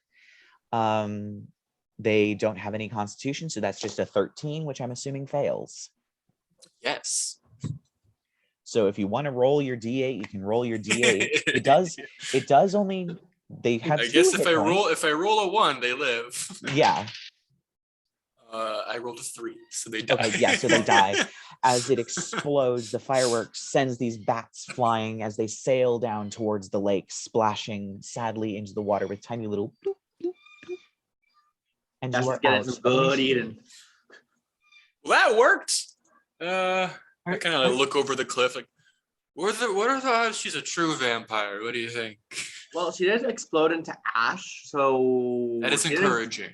Didn't you say the true ones explode into mist and reform? Yeah, so I think we're good because I think she just exploded into ash. So I think we're like good. I don't think she was like an actual. I think she was just the offsprings, whatever the hell. Hell yeah. I don't think she was a true vampire. Boom, roasted. Are you okay, Bruno? Yeah. Yeah, I'm just a little hexed. It's okay. I think that goes away when she dies. Yes, Yeah. it does. You You just Gucci. feel it lift as her body goes careening towards the lake, slowly atomizing into ash. Oh, Boom. then So she's just a dead. scratch is all. I'm fine. Just but a scratch. I will just so this is a weird interaction. I'm gonna play a little tune on my harp, and I'm gonna cast aid, and I'm gonna give everybody else some aid. I'm not gonna say AIDS because that's a bad, horrible time. Oof. So yeah, I'm gonna cast aid, and everybody else gets 5. Your hit point maximum is increased by 5. Yes. Not extra hit points. It's weird. So you kind of just get Yeah. 5 bonus hit points. That if anybody gets 10 With hit the points, exception it's of Bruno, he gets 5 hit points. And his hit point maximum increases by 5 hit points, but there's still a gap between the two. So you're not fully healed. I will. Which is I'll bizarre how it works, but that's how aid works. Yeah. How's your armor? Is it good? Is it good? This armor, it's the greatest armor in all the land. Let's. There's no need If to they worry need about some it. mending, I could also quickly mend it for you. Connor bends down and hoists his massive cannon again. I have the brawny feat, so I'm very strong, and my carrying capacity is doubled. So I just, all right, let's get a move on. Life, I can see that life is imitated by art. Why did I even bother to? I'm just gonna motion to my. I guess it's more of a loot in this mode instead of a full harp.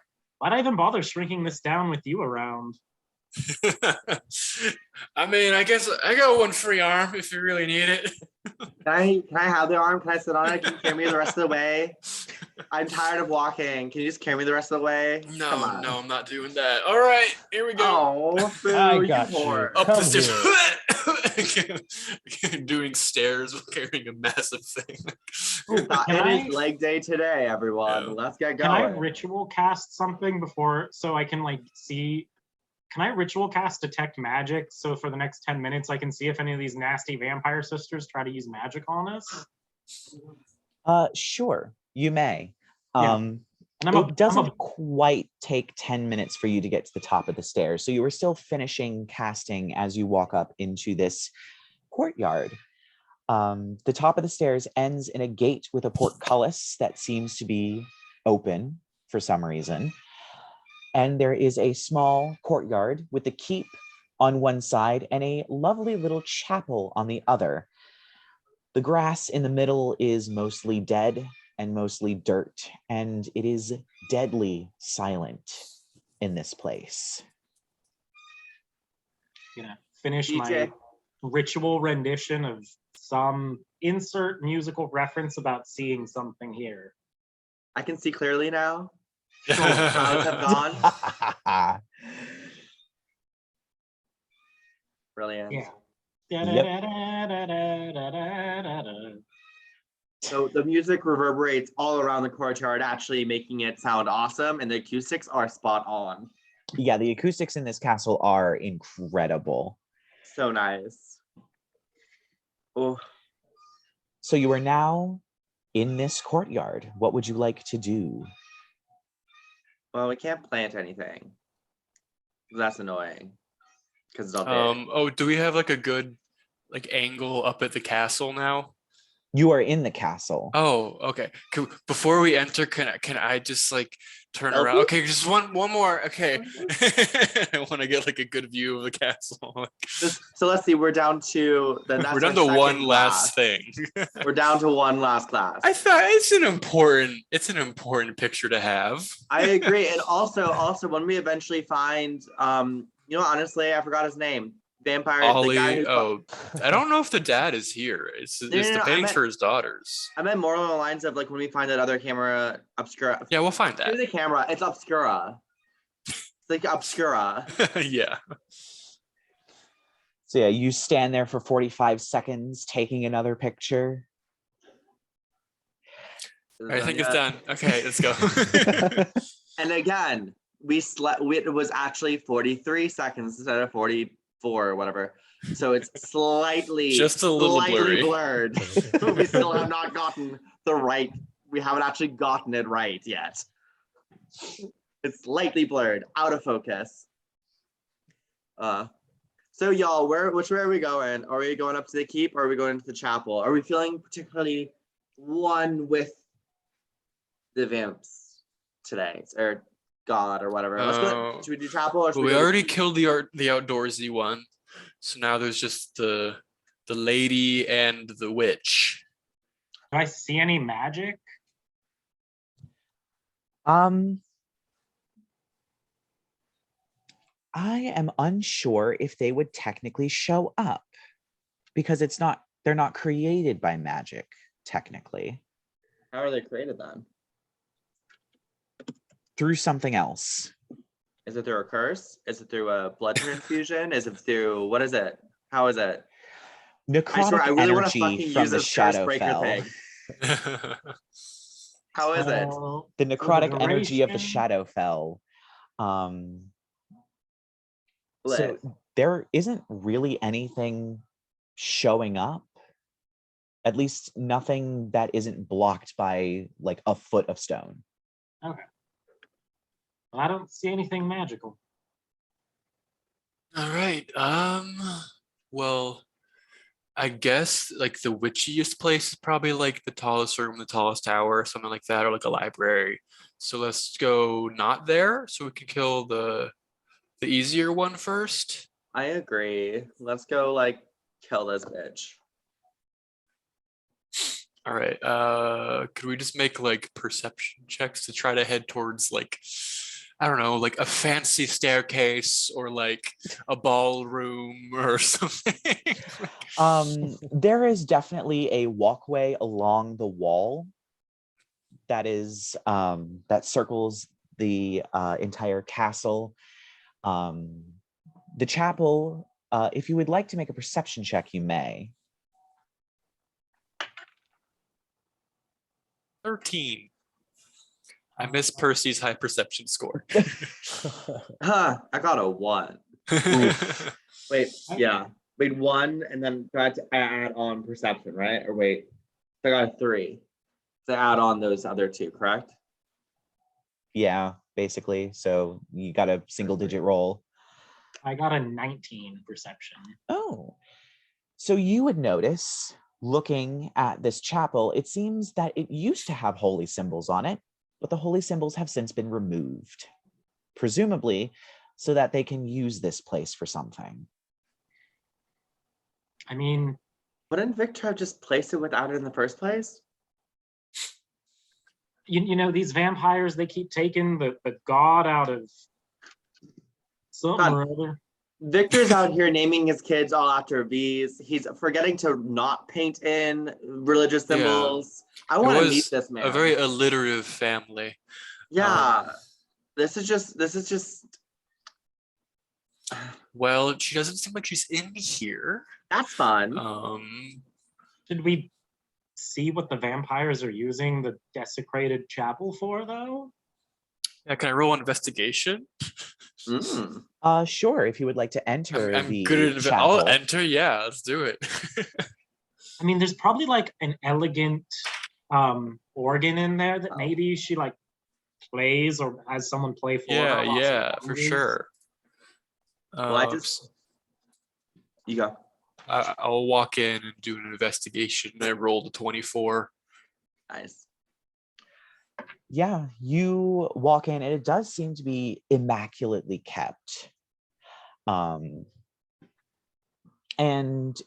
as you walk in, the altar seems to be covered with flowers, and hanging in the back where a large holy symbol would probably be hanging in a chapel like this is a painting of a very stern looking man with black hair swept back, a single streak of white going through it, lots of very elaborate fabric, sitting in a very regal position. And that seems to be this painting that is there instead of the holy symbol. There are plenty of candles that are all lit. There is the pews, also some of them have candles in them, some of them have flowers in them. It seems that this place has been made into a shrine for presumably Victor. Y'all, do you think that they made a painting inside of a painting? I would have that exact thought, right? Can we go check that out and see? Yeah, I'm definitely gonna walk up and like put my hand on the painting. I'll be like, can I reach into this one? No, can I? As you walk up to this painting and you put your hand on it, you notice out of the corner of your eye, crouching behind the altar, is a woman in a white dress. Oh, there she is. And she instantly, "You're not supposed to be here." Neither and you. pounces directly for you. So she actually is going to get a first attack.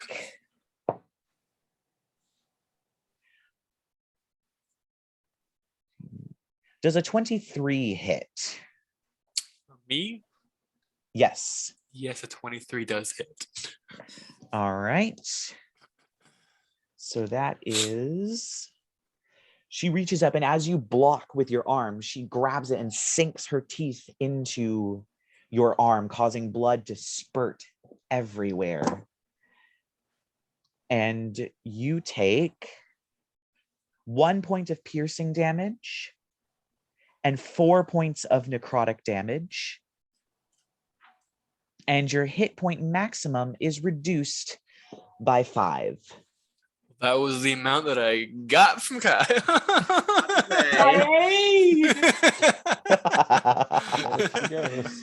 Fuck out! Can I use my reaction really quick? Oh, yes. So while you're explaining this reaction, everybody roll initiative because this is initiative time. I'm going to use my repulsion shield to use one charge of it to push her, I think, 5 feet away from me. All right. Is that a saving throw or is that just I think it just happens. Oh, look. I got an 18.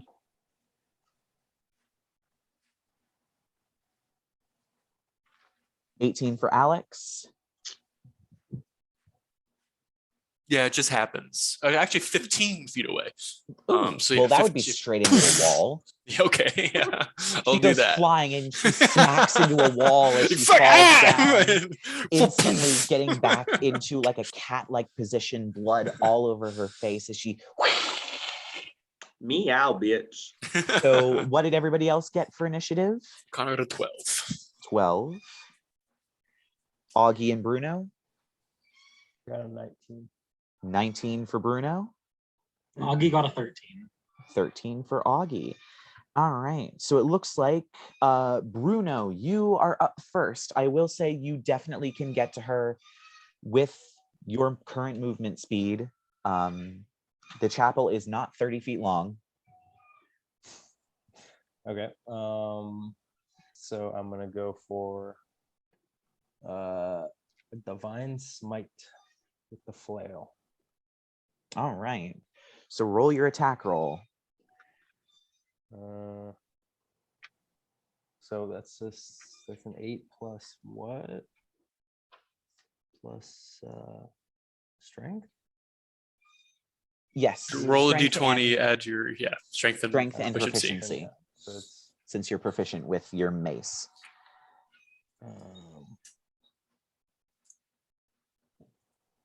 okay, yeah, that's 14. 14 to hit. Yes. You swing your mace down, and she, in a surprising feat of strength, bats it away with her hand, and you have missed. Then I do it again. Yes, you can. And you have multi-attack. And I got a 19. Okay. Oh yeah, is, that hits. She's smacked the mace away. And she isn't expecting you to just whack her straight in the face with it. So roll your damage, and since you're doing divine smite, make sure you add an extra die on top of whatever it tells you, because she is undead. Okay, so that's 2d8s, which is So it's 5 3d8s at the least. Plus the damage from the flail or the mace. that's 5 plus 3 plus 7. To 15.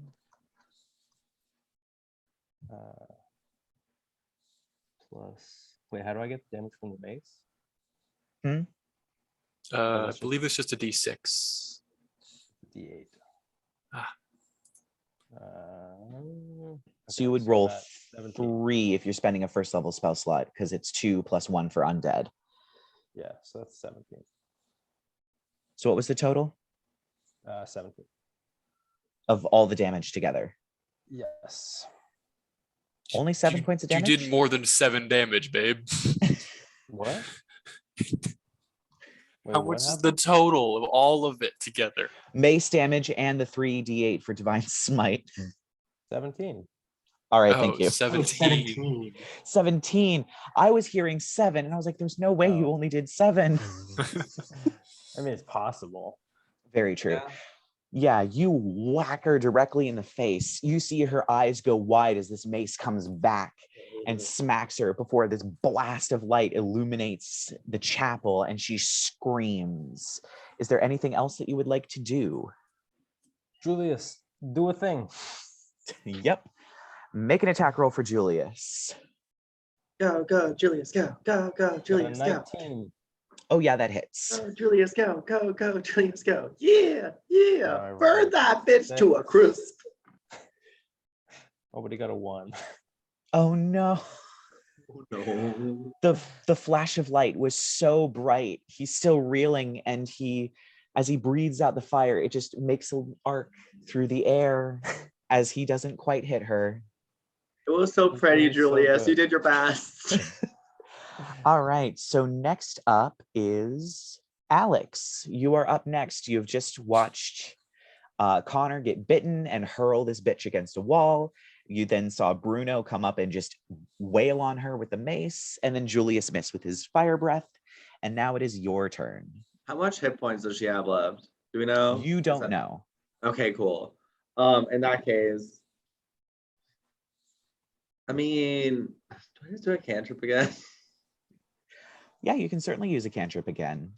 All right, wait. So question, can I do cantrip followed up by a spell, or like how does that work?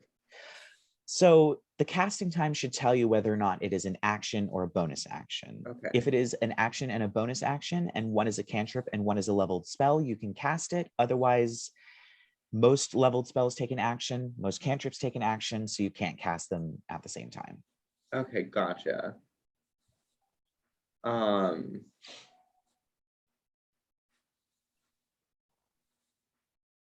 Okay, so yeah, one action point. Okay. How far away is she? I would say from you, she's probably about maybe like 15 feet away. This chapel's rather small. Okay, and then also a question, if I do use a spell, that means that then I'm reduced down from the spells I can, how does that work? So you would spend a spell slot. So if you have 4 first level spell slots, you cast a first level spell, you now have 3 first level spell slots. For just this battle or just for the whole game afterwards? For the whole game until you take a long rest, in which case they come back. Gotcha. Thank you. Mm-hmm. So what you casting?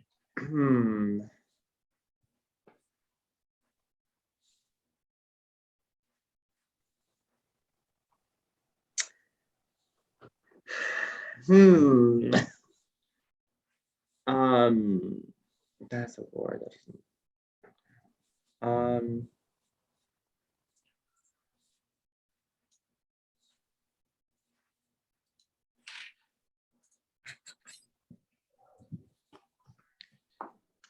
You know, let's do some acids, Dorian. Let's do an acid splash.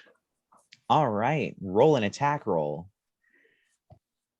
That's which? D20. D20. Okay, cool. So I got 17. Plus your spell casting attack bonus, which I believe is a +5. Because it would be, you should have it marked down on your spell casting page. I have proficiency bonus is +3. Oh, it should be plus. I swore it was +5. Oh, is it? Because it's your proficiency plus your intelligence. Oh, okay, gotcha. So yeah, then it's yeah. So every time you make an attack roll, you add +5 to the dice roll, and that's Gotcha. If it's acid splash you're casting, though, it's a saving throw spell. Oh, is it? Yeah. It's a dexterity saving throw. Oh, so can I not use that? You can use that. To figure out your spell save DC, it is 8 plus proficiency plus your spell casting modifier. Yeah. So 8 plus 3 plus 2. So 13. And it is a dex saving throw? Because you said you have 2 modifier in your intelligence, right? What's your intelligence score? Intelligence is obviously not that much up here, but it is +2. So +2, +3, +8. So yeah, 13. Which she fails her dexterity saving throw, so you hit her with a nice big old glob of acid. So roll damage for your acid splash. And that's on the 20 die as well, or is it? Yes. No. Okay, gotcha. It is. No. It should say in the spell. Yeah. So it's a 6, 2d6. Yep. So 2 basic bitch cubes. Okay. First one is 4. Second one is 5. So 5. So I have 4 plus 1. I have 4 plus 1, so it's 5. No, it's 2d6, so it's 9 because you add those together. Yeah, and I had a 4 and I had a 1. Oh, 4 and a 1. Okay, so that makes 5. I thought. Okay, let me read you my entire calculation. All right. Yeah, so you hit her with this glob of acid. It boils away at some of her skin, hissing and leaving smoke, and she shrieks once again. And she is now up, and she is going to turn on you, Bruno. Poor Bruno. And she just shrieks and leaps for you to try and bite you.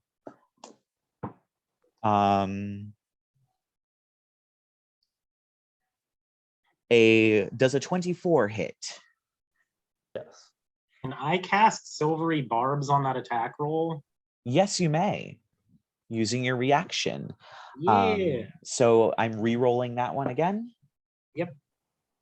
Oh yeah. Okay. She misses. She doesn't get it. She rolled a 5 on that second one. I'll Yay. choose Connor. Or well, no wait. Who's going? I don't really attack good, and last time it worked so well with that cannon. So yeah, silvery barbs. I'm just gonna. You literally, as she like leaps at you, I'm just gonna strum a note and be like, "Girl, your grill is messed up." And I'm just gonna channel some magic over to make her. Did I make this vampire feel bad about herself so she misses? Because that's hilarious. I would say that in a way, yes, that does affect. And she almost basically face plants into the armor before leaping back into an attack position. And I'm gonna give Connor advantage on his next attack roll, ability check, or saving throw. Because doesn't it have to be the same as what you took it from, or is it just anything? It just has advantage on the next attack roll, ability check, or saving throw within the next minute. Okay. I can only empower a creature. So a creature can only have one empowerment from silvery barbs at a time, so they can't like stockpile a bunch of advantage. Right. Okay. Yeah. So that is actually she has 2 attacks. So she kind of shakes her head and jumps for you again. And she gets a 20, not a natural 20, just a regular 20, which I believe hits. So that is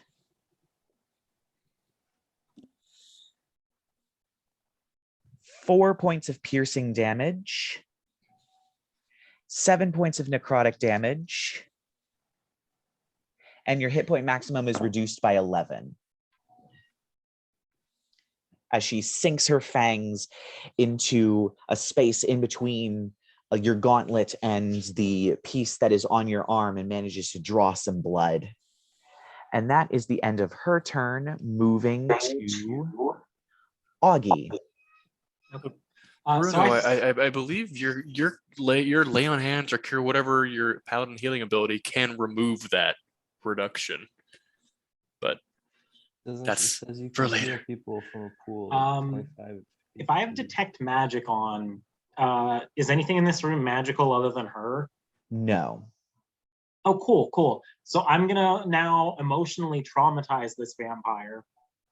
Read her. I'm gonna just start strumming on my harp and use my animating performance to make. Would you say that painting is a large painting? Yeah. Yeah, I'm gonna animate the painting to fight for me. All right. I'm gonna get Daddy Victor to fight for me. Yes. So I'm just gonna be like, I could understand why you didn't want them to touch this, but he's quite striking, literally. So yeah, I'm going to, since he's not magical, I'm going to target him with my animating performance with my action. Mm-hmm. So it uses, he's a dancing item, and because he doesn't have legs of his own, he has a 30-foot fly speed. Ooh. So he just kind of flies off the wall. He shares my initiative, but takes his turn immediately after me. It can move and use its reaction on its own, but the only action it takes on its turn is the dodge action, unless you take a bonus action on your turn to command it to take another action. When you use your Bardic Inspiration feature, you can command the item as part of that same bonus action, so it's like a free double down on your bonus action when you have one of these bitches up. So yeah, I'm gonna animate him with my action. Mm-hmm. And I'm going to I'm gonna give Daddy Victor painting my Bardic Inspiration with my bonus action and just be like a sick'em. So I'm gonna give him one of my Bardic Inspiration die, and with that same bonus action, tell him to go beat the shit out of this vampire lady. All right. Beat up your own child. Yeah. So yeah, I'm gonna be like, I wonder how often did your father hit you? I'd love to make that happen again. Yikes. We went dark. I'm sorry. Well, make your attack roll. So yeah, so the dancing item has a force empowered slam, and he's gonna fly his 30 feet over. It's my spell attack modifier to hit. So that's gonna be a 19 plus. That's a 19 on the D20, and my spell attack modifier is +8. Oh yeah, that hits. So 27.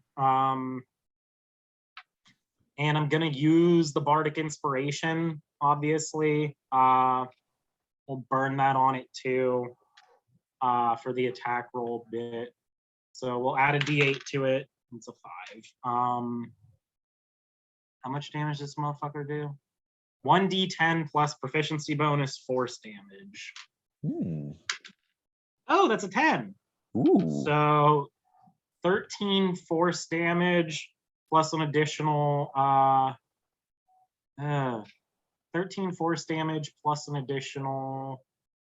Doesn't she have to make a saving throw? Oh, she makes a Constitution saving throw. Yeah.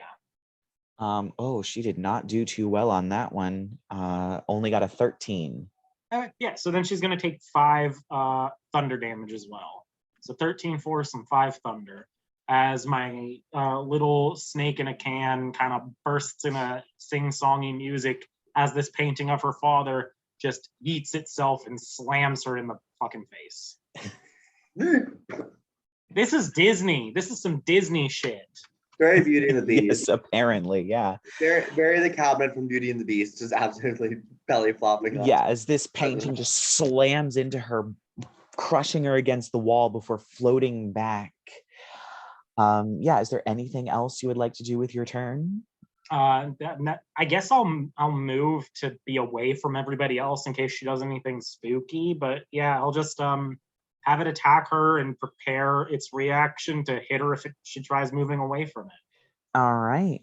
So next up in initiative is Connor. Cool.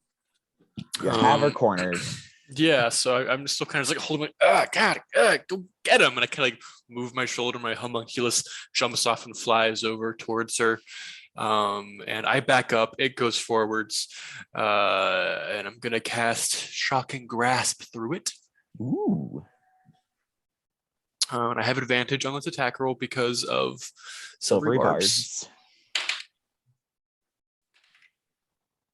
Barbs. That's gonna be a 18 to hit.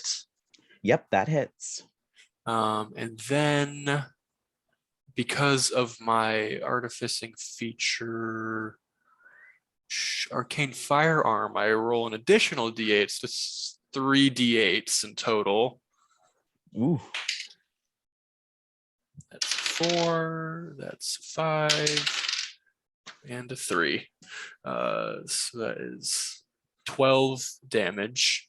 Just from shocking her. My little guy jumps on her and kind of coils around her neck and then starts shocking her around her neck. And she has no reactions until the start of my next turn. And then I'm going to use my bonus action to command my cannon, which I think I probably left it at the entrance of this room. Probably. And it kind of just it's going to lumber a few feet to make sure it has a clean shot on her. And then I'm going to roll an attack. That is a 17 to hit. 17 does hit. Hell yes, that is 2d8. 2d8 force damage. 5 and 4, so 9 more force damage. This is another firework. Just like shoots her right in the chest. Oof. Yeah, as this explosion happens and she's thrown back against the wall and manages to get up. Oh, yeah, it does knock her 5 feet backwards. Yeah, she does go straight into that wall and then I just keep making to the floor. Have we created like the Naruto scenario on that wall yet, where she just keeps crunching against it? Well, I'm curious, how thick is the wall? Is she about to go through it? Has she gone through it? No, it's like 1 foot of stone. Oh. They're like big old chonky stone bricks. This isn't like wooden churches in the Midwest. This is chonky British chapels. So yeah, she's just been getting thrown against this stone wall repeatedly for like 15 seconds at this point. So we are back up to the top with Bruno. She has been slammed against the wall repeatedly, and she is basically hunched next to you in this hovering painting. Very I feel damaged. bad. So what would you like to do?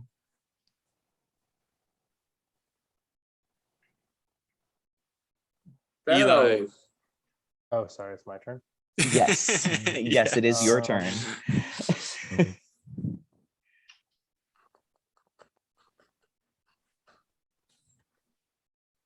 I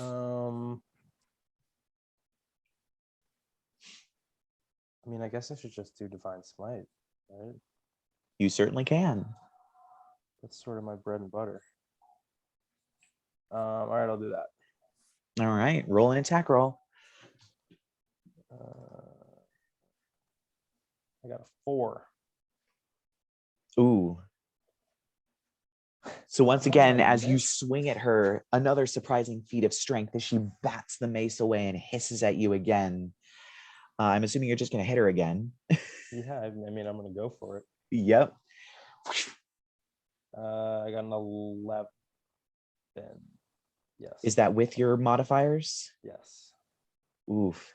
You bring your mace down again, and this time she's ready. She knows. And she bats it away again and hisses at you again. So we are back to Alex. Wait, Julius. Oh, still Julius. save the day. Yes, we will see. Hopefully Julius has not been blinded. Go, Julius, go. You got a 16. 16 hits. Yeah, baby. Yeah. Go, Julius. So You got roll. a 6. All right. So yeah, Julius this time releases a huge cone of flames that burns her shoulders and her neck and part of her face. Just an explosion of flames before giving a very happy as he squirms in the air. Hug This bitch him, has been like, precious boy. You always have my back, Julius. Throughout thick and thin. she's been just getting acid thrown in her face. She's getting fucking mace. She's getting fucking singed by Julius. that white soak that she's wearing is not white anymore. It is all kinds of colors and none of them good. So you are up now, Alex. I'm gonna do one of my spell slot things. It'd be really cool. Let's see. Where is it on here? Goddamn. Because she needs even more.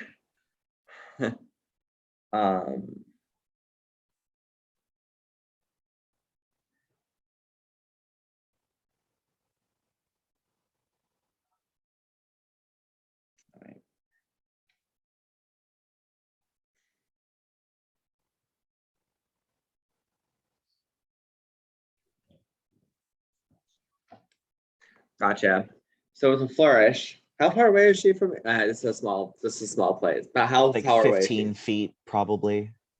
Okay, so you haven't moved. So with a flourish and a flounce, I decide to do cloud of daggers to concentrate for like a minute.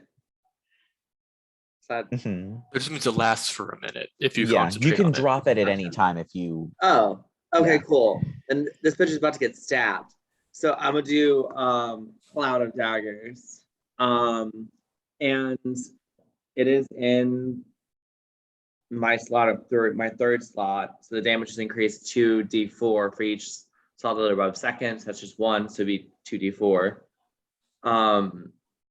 And you fill the air with spinning daggers in a cube 5 feet on each side, centered on a point you choose within range. The point is this bitch right here. Yes. A creature takes a 4d4 slashing damage when it enters the spell's area for the first time on its turn or start its turn there. Wait. It's not an attack spell? Wait. No, you just conjure an area of daggers. It is not an attack. Okay, fair enough. Well, if she moves, she's gonna get poked. Yes. So I'm keeping her in place. Well, yeah, actually, it's going to make her want to move because every time she starts her turn there now, she's going to take 4d4 plus 2d4 slashing damage. So, yeah, it's like a trap spell. You've activated your trap card, Yugi. So yeah, lit. I'm concentration up to a minute. So I'm in the middle of concentration for keeping this happening. All right. So, yeah. So if there's anything else that you would like to do with your turn before we jump over to Auggie. I would like to read her. Okay, yeah, go ahead. Let's say I would like to read her and tell her that she looks awful and that her face looks like shit. And that she needs to get a new dress. All right. Yes, you certainly can. I just read her to self. Go hold Bianca Del Rio on her ass. Yeah, and at the end of your turn, it is actually her turn next, which means she gets slashed to hell and back. Is this Cloud of Daggers is a saving throw, or is it just it happens as long as they're in the area? You fill the air with spinning daggers and a cube 5 feet on each side. So on a point you choose within range. Creature takes 4d4 slashing damage when it enters spell area for the first time on a turn or starts its turn there. Okay. And then since it's in a slot 3, it increases 2d4. Yeah. So it's 6d4 damage. Yeah, so just roll me 6d4 damage because she has started her turn in the cube. And she just starts getting slashed. Oh wait, d4. Okay, cool. Okay. Mm-hmm. Let's see. So, okay, first roll is 4. I'm gonna write these down. So it's 4, 1, 2, 1, and then 1 again, and then 2 again. So that's 4, 5, 6, 7, 8, 9, 10, 11 plus. So this is +5 on that. So, right? Does that count or no? No, you only get, unless it tells you to add something else, you just do the dice damage. Okay, sweet. So that's 5, 7, 8, 9, 10, 11. 11 damage. All right. Yeah, as she is not even able to respond to your read before she just gets slashed up and she shrieks as she starts just getting sawed up. And can I also make note that then Alex says, "See, now your outfit actually looks better." I will let you say that. Speaking is generally a free action. So it is her turn.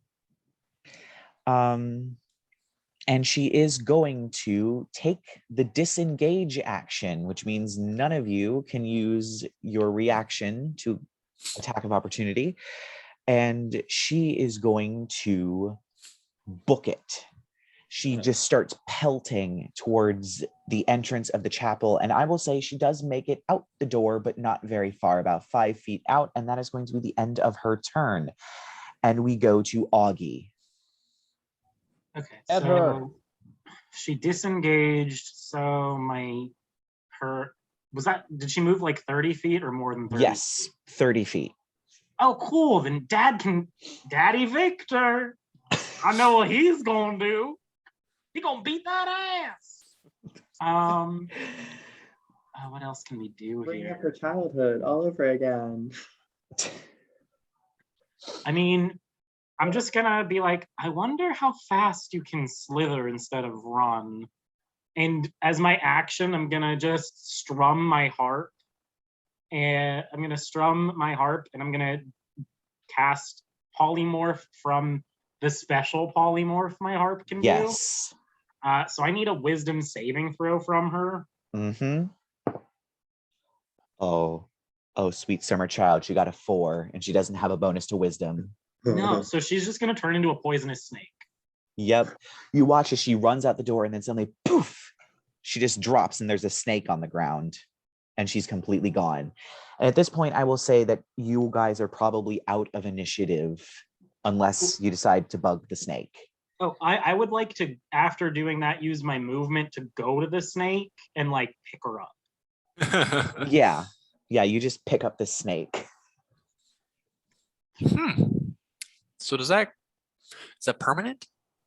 I mean, she's just going to be polymorphed for an hour. She'll be a little snake friend here. And I'm very good with. So cute. Can we get a blender? I'm gonna cast animal friendship on her, I guess, if we're out of combat. Uh-huh. Oh, she rolled poorly for that as well. So, yep, she is charmed by you. Yeah. Since polymorph replaces all of her stats with the snake stats. Mm-hmm. Yeah. So for the next 24 hours, she has even worse wisdom. So yeah, now because like he's like a Medusa-y guy, but his actual racial stat block is Yuan-ti. He's just a member of a Yuan-ti family. I can infinitely charm snakes. Yes. And I turn people into snakes. This is fine. Mm-hmm. Totally not broken at all. Well, yeah. I mean, polymorph is a just broken ass spell by itself. True. Although I will say you don't have it anymore because a creature failed a saving throw. So yeah. So I don't get the free polymorph from my harp, but it is also the polymorph also happens to be the spell that I took for my 4th level spell. Of course. Yeah, I'm a polymorph these fuckers. Of course. Is this just fine now? Well, I mean, technically, when the spell drops, she's just going to turn back into what she was when I cast it. So she'll be a very injured vampire trying to flee from us. But I mean, if theoretically, I could set her down, and if everyone prepared, we could just someone knocks her out of her snake shape and kill her. What if we like surprise rounds, etc. Can we just kill the snake? In character, I guess we should say it more eloquently. We can beat the shit out of her whenever you guys want, but for now, she's my friend. Wait. You did have a good question there. Wait. Eli, you talk. You go, Bruno. So why don't we just step on the snake? Give it a little decapitation, you know? Well, oh wait, I was about to start talking like my actual like podcast character for a minute there and call you darling. I mean, we could do that, but like you guys don't know how polymorph works. Does she just turn back if we kill her as a snake? Yeah, she's just gonna turn back exactly how she was, even if we kill her while she's in snake form. Okay, well, hear me out. We get a little concrete box, and then we kill the snake in the box. And then she'll be crushed immediately upon turning into her. Or counterpoints, I just like point my giant cannon at the snake, and like we turn her back, and then I blast her. or wait, no. I have a question about points. Polymorphs. Well, I have a question about polymorphs. If you cut off a head of a polymorph, does the snake? I think it just turns back. but like with a head still. Yeah. I think with the head still, yes. Well, there is damage transfer. I would say that Auggie would probably know this, having changed quite a few people into snakes. The damage does, if you do enough damage, it will transfer. So if you do, so a poisonous snake has like 2 hit points. So if you do enough damage to the snake, the damage will transfer over when she transforms back into her regular self, and she will take the remaining damage. And she was very injured when she was running out of the chapel, which was why she was running. Why don't we all just attack the snake at once? Yeah, let's just do that. Let's beat living shit out of her, as Auggie said. I'm just gonna I'm gonna smooch the snake, the vamp snake, with my other snakes, my head snakes. we're gonna wish this snake on to a better existence, even though like it's a horrible undead vampire that I just turned into a snake temporarily. I'm just gonna be like, we're only gonna have like one shot at this before she tries running away. So everybody get ready to. All right, what are we doing? And since What's she's everybody still gonna do? charmed by me thanks to animal friendship, I'm gonna have her slither so that we can everybody get ready to attack again. Yeah, I won't even have you make attack rolls or anything. You all have basically an hour to get her into position before just wailing on her. So I will say, if you guys coordinate, you can just instantly kill her. She did not have that many hit points. She literally, with her snake form and her regular form, she had 6 hit points. If you can manage to deal 6 hit points of damage, she's dead. Which if you all work together, you definitely will. So she's just dead. You guys do your various attacks on the snake all at once. The snake rips open, inflating back into a normal vampire woman that just instantly dies, and her corpse is just laying there covered in blood in the middle of the courtyard before she just turns to ash. Okay, I was worried she wouldn't turn into ash for a second, but we're good. Same. Well, that was fun. Come through, Auggie, with that snake charming. Yes, queen. What I've charmed a few snakes in my day. What can I say? Yeah, baby, I've been telling you to get off those stop doing those dating scrolls.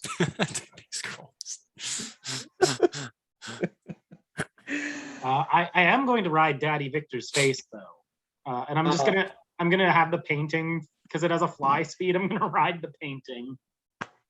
Good. Can I ride the painting? The world. It has an 18 strength score.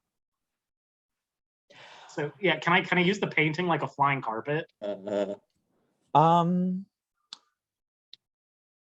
be useful in the future as well. Could be.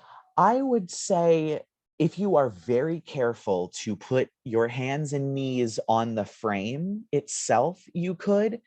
If you put your hands or knees or anything else on the actual painting itself, the canvas will rip. And you'll just fall through because it is just a painting. How tall can it but go? the frame can hold you. It's I a large guess, object, so yeah, it's a size larger than we are. So I was like, if I can't magic carpet it, I guess I'll just like be like, well, I'll just let him follow me. Sadness. I mean, if you turn him landscape, you can literally just straddle the frame like a broom.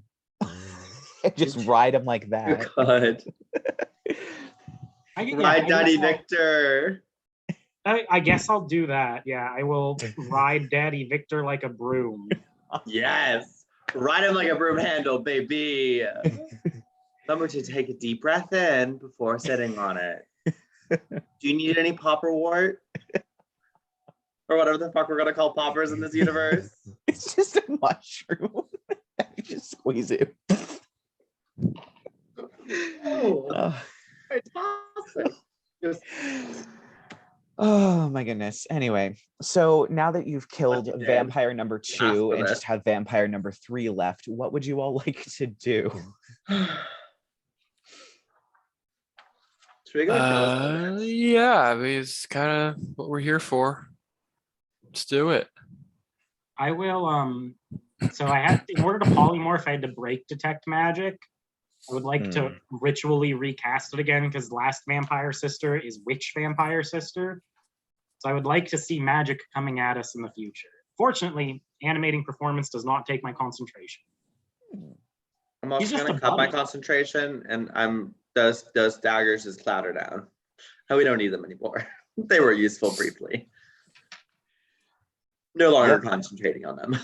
All right, so you begin to cast detect magic. Are you all just standing around in the courtyard until it's successful, or are you guys going to do a little walkabout to see if you can find the other sister? Do a little walk around. Oh, maybe you have healing.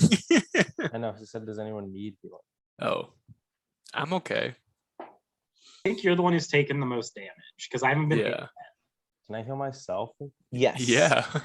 Whenever it says stuff like you touch a willing creature, you are always a willing creature, so you can always touch yourself. You can always touch yourself, baby.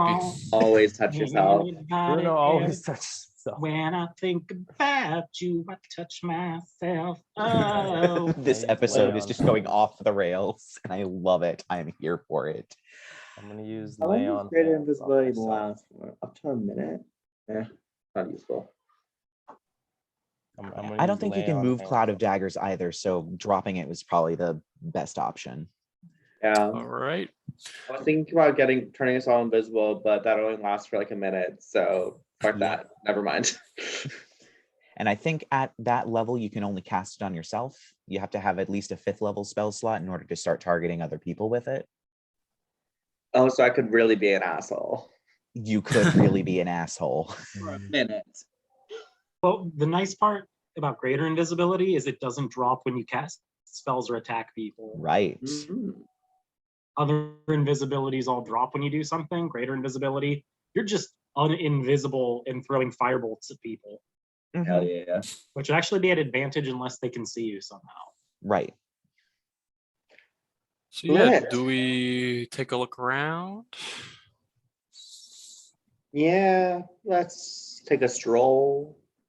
Can we appreciate this architecture though? It is very beautiful architecture. This is gorgeous. And it also, like, held up to that dumbass bitch getting her ass fucking thrown into it. Yeah, all the I felt a time. little bad about that after a while. It's fine. Let's just worry about that later. Let's realize that we These are the literally atrocities of war, my friend. Get used to them. there. Also, we fucking just Experience many destroyed more. her mentally, physically, and emotionally. Like, Or wait, I'm fucking ritual casting something. I can't talk. All right. So do we see anything from the outside of the castle though to indicate anything, or should we just head on in? It seems to be about 3 stories tall. The stories are significantly higher than regular stories. The rooms inside are probably very ostentatious, but you don't see anything specific, at least not on this side of the building. The only thing you can see is a large set of wooden double doors that are inset a little bit and have a little bit of the castle over top of it that's presumably the entrance that people would use. But other than that, there's not really any sort of, oh, that's obviously this room, or oh, that's obviously that room kind of thing. Cool.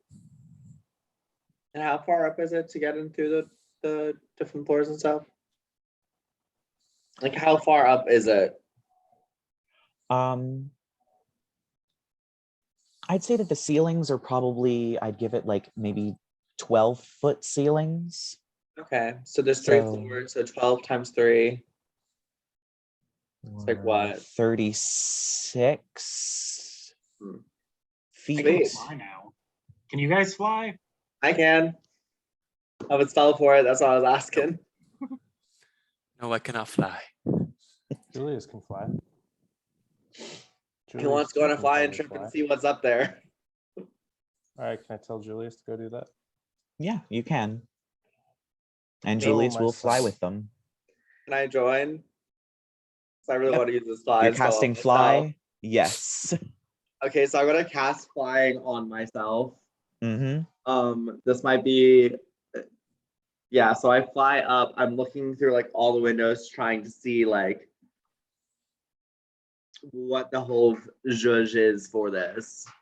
And because it's level 3, I can't touch anyone else to come fly with me. But I mean, Julius, I guess, can fly around And me. Auggie is riding the painting. Yeah. Oh, Auggie has a true. flying painting. Yeah.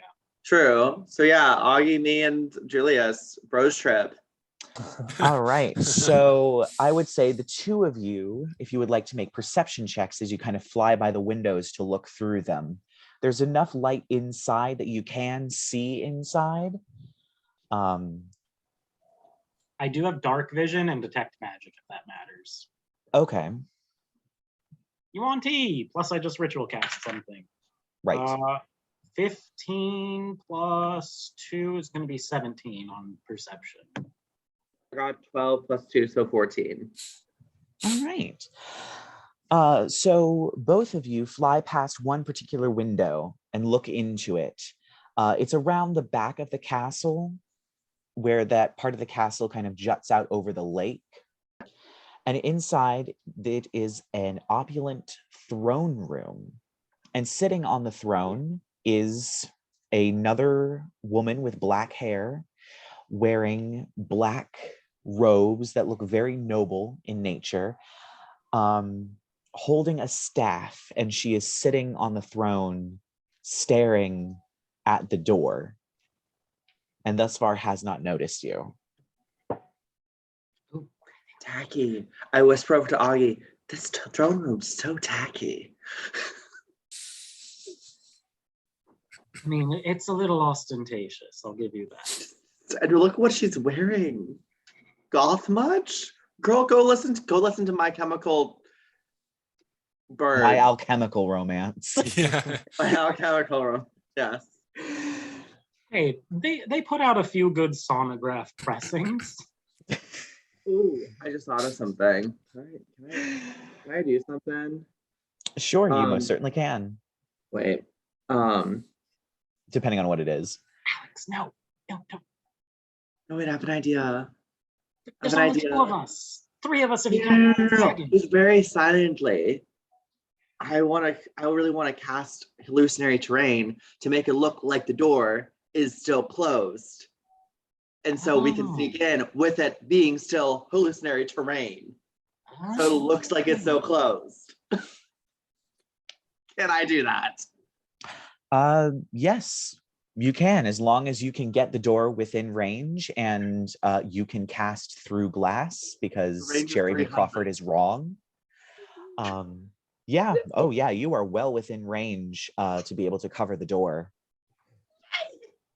Okay. Oh,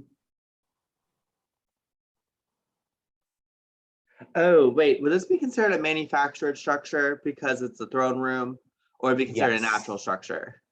No. It Fuck. is. Uh-oh. Does it not? Damn it! It doesn't work with manufactured structures. Oh. Uh-oh. Do you have any other like illusion-y spells? You can make it look like the woods. Yeah, because that's gonna help us. They're like up there, and I'm just like, so Caliburn, huh? That's cool. I think I have family out there.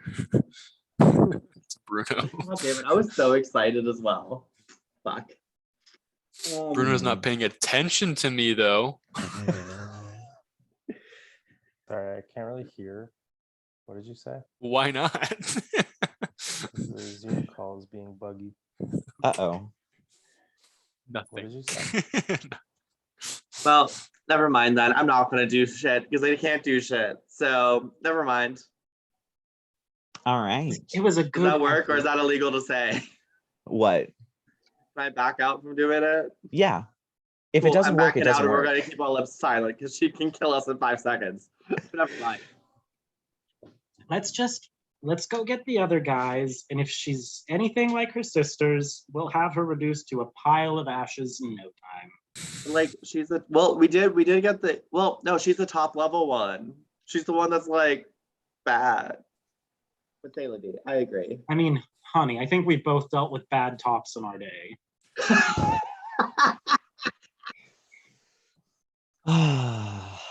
Yep. That was pretty funny. Ooh, wait. Actually, pause again. Not pause, but I wanted to see something else. Uh-huh. I feel a plan formulating.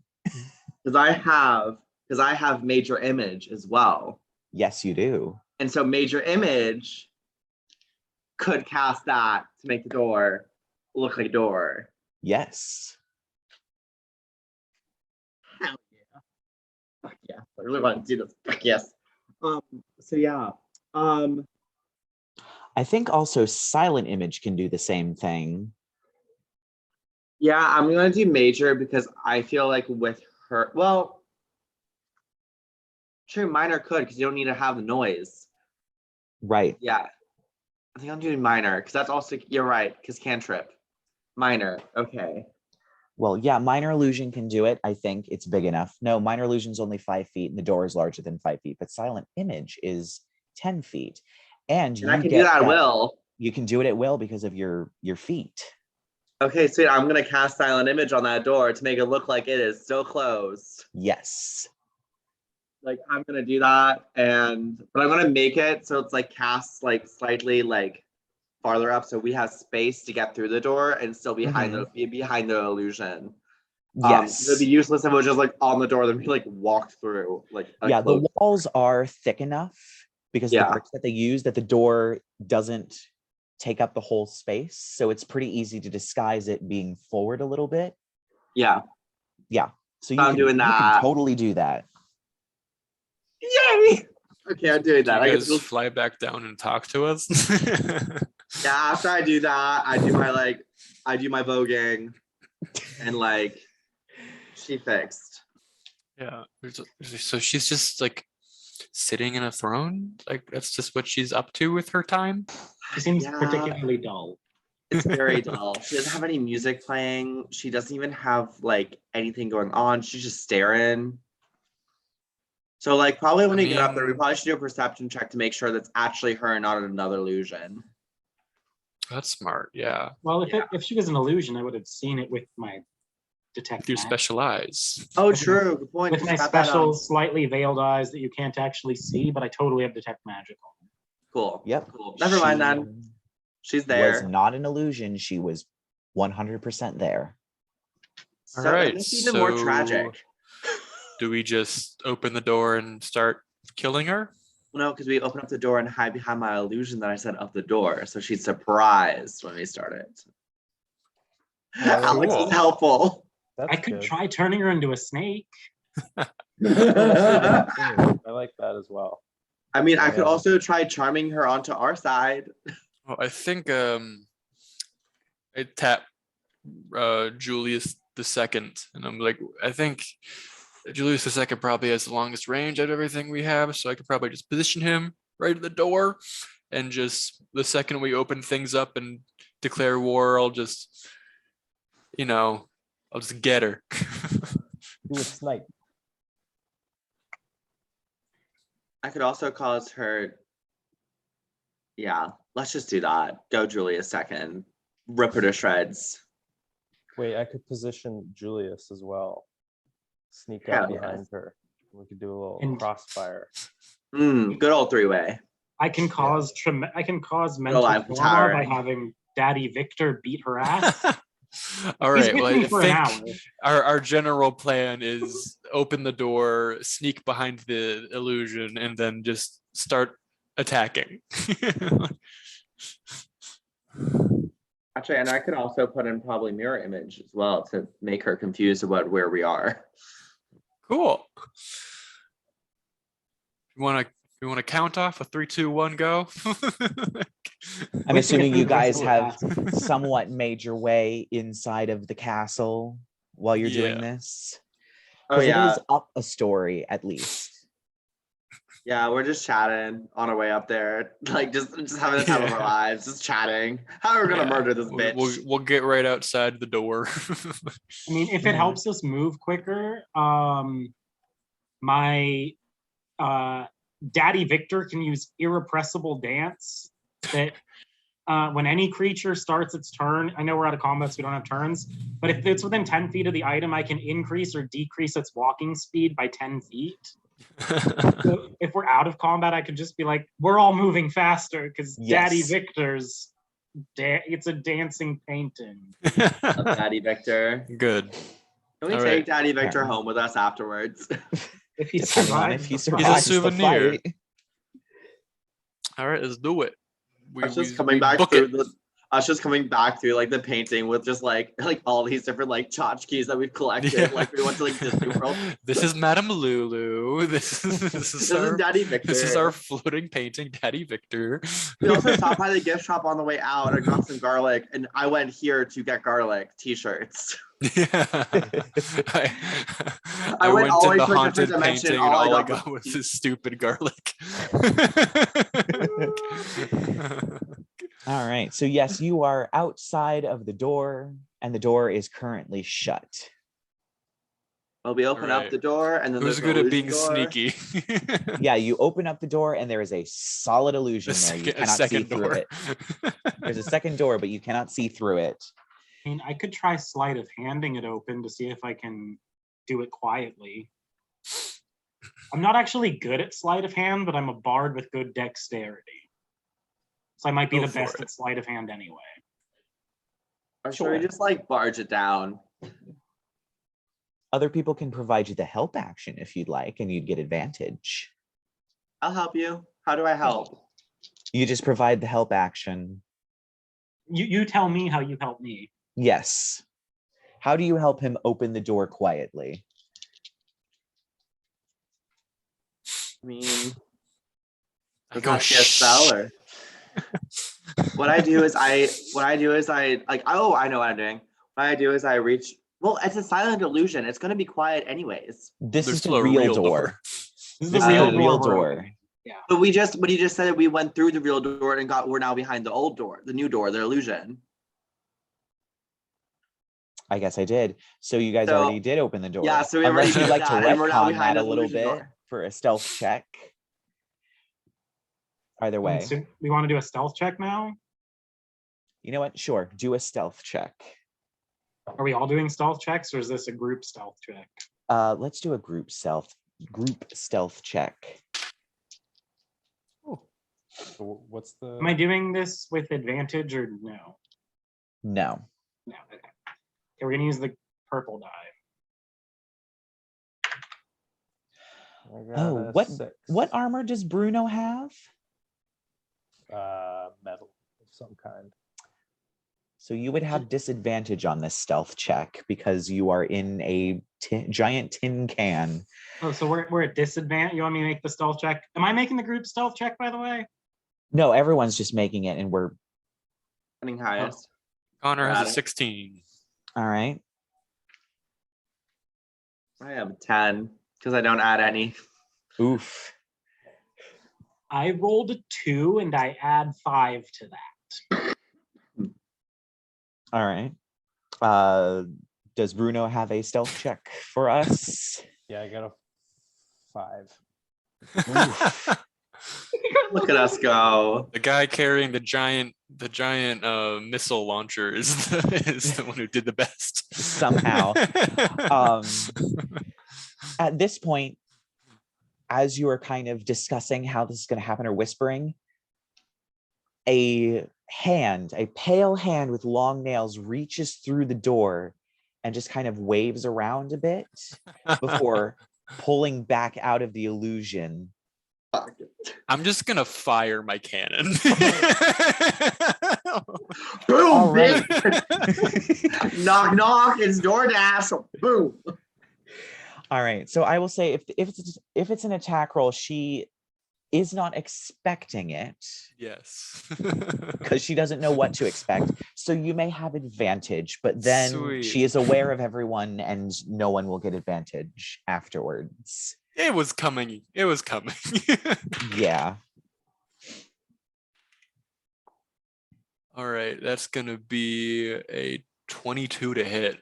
Oh, yeah, that hits. Gonna deal 13 points of force damage. Just I'm just like, huh? I see the hand, I'm like, oh, just launch. Ooh. You said 14? 13. 13. All right, my calculator was being weird. All right. Yeah, so you just fire through the door and you see as her hand kind of glides, it then through the door as you hear her scream and then smack into the floor on the other side of this illusion. And I need everyone to roll initiative as it's very clear you've made an attack. Oh, Got a 10. 10 for Connor, got an 8. 8 for Alex, I got a 9. 9 for Auggie, and Bruno. I got an 8. An 8 again. All right.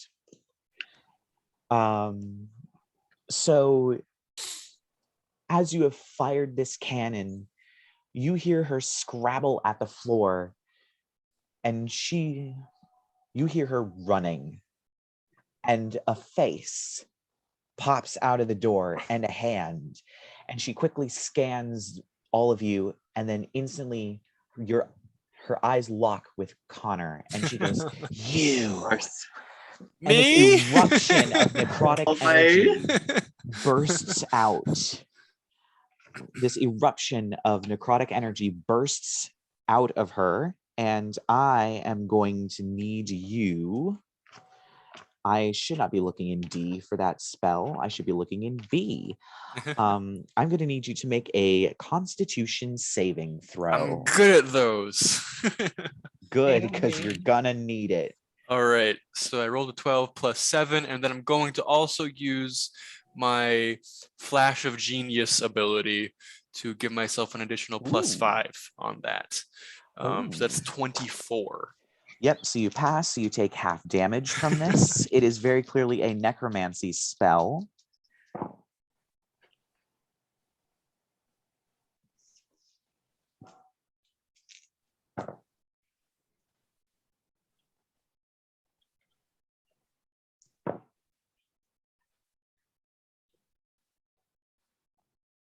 You take 36 points. Jesus Christ. Oh, you dead? passed the saving throw, so that's divided by 2. Okay. 36 divided by 2. Necrotic damage yeah. as you feel the life 18. force being sucked out of you, and you see the veins on his skin turn black as Connor's skin pales up a little bit. She has cast Blight on you. What does that Percy do? has that spell. Yes, yes, he does. What does And it that do? is the end of, actually, she's going to back up through the door, through the illusion, and you hear her backing up. You don't know how far, and that's the end of her turn. So next up is Connor. Oh, everyone got lower than a 10? Yes. We're bad. Jesus. 2 8s and a 9. Okay, yeah, I'm gonna charge on up and I'm gonna send my homunculus. I mean, I make it through the illusion. Where is she in this space? She is, let's see, she probably used about maybe 5 feet to get through the illusion to cast that on you, and then back. So she's about 25 feet into the room, Okay. which would probably be up the room is longer than it is wide. It's probably about 15 feet wide. She could use all of her movement speed to get up to the throne. So there's a tiny little sort of set of stairs that goes up to the elevated platform that this throne is on, and she is on it with her staff pointed downward, very clearly prepared. Behind her is a large painting, also of Victor, a very, very large painting of Victor. And behind that, there's a lot of dead vines that kind of grow over the hall wall and then up over the ceiling and over the floor a little bit. So she is about 25 feet away on the staircase, aiming her staff at you as you run through this door. I'm going to set my cannon down. It's going to kind of waddle towards the center of the room. And I move in and then like to the left. And I'm gonna send my homunculus to kind of just hover next to her. It's just gonna be taking the dodge action for now, though. I'm not gonna command it yet. And then I'm going to bonus action shoot her again with my cannon. All right. Which is an 18 to hit. 18 hits. Dealing 8 and 6, 14 points of damage. Ooh. As she gets knocked back 5 more feet again. Into the chair. The chair to the tips chair. over. Clattering to the ground as she rolls onto the ground, still gripping her staff. Nice. And then I'm going to use my magical wrench that you gave me to use the cantrip that allows me to cast, which I've chosen to be Eldritch Blast. and I kind of just hold it out. And I think maybe I have like some contraptions like on my wrist. It's kind of for like shooting like little mini cannon blasts. Yeah. And I get 2 of them. That's gonna be 22 to hit, and a natural 20. All right. Yeah, so she just takes all the damage the same. She is not resistant to force damage in any way, so just give me all of the damage at once. So it's 1d10. So that'll do the crit first. That's 10, and I'll roll a d10. So 4, and then because I'm firing it from my blah blah blah, what's it called? My arcane firearm, I get an additional d8, which is a 3. So it's 10 plus 4 plus 3, that's 17, and then the next bolt is just gonna do 10, which I got a 6 on, and a d8. Which I got a 3 on, so that's a 9. So 17 and a 9, so 25 damage. All right. Yeah, you absolutely pummel her as she is struggling to stand up. You just pummel her with all of these various gadgets that you have. And I'm assuming that is the end of your turn? Yes. All right, so next up is Auggie. You have just seen Connor run through this illusion of a door. Okay. Then you hear yeah, you hear rapid fire, you hear explosions, you hear this woman screaming. A firework. Yeah.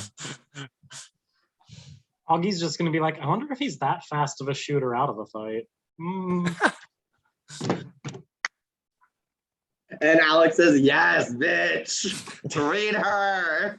Just like, I'm just gonna do the comic strum for a minute, but actually as part of the comic strum, I'm gonna do Bardic Inspiration with my bonus action, I'm gonna give it to Bruno this time to make sure he hits.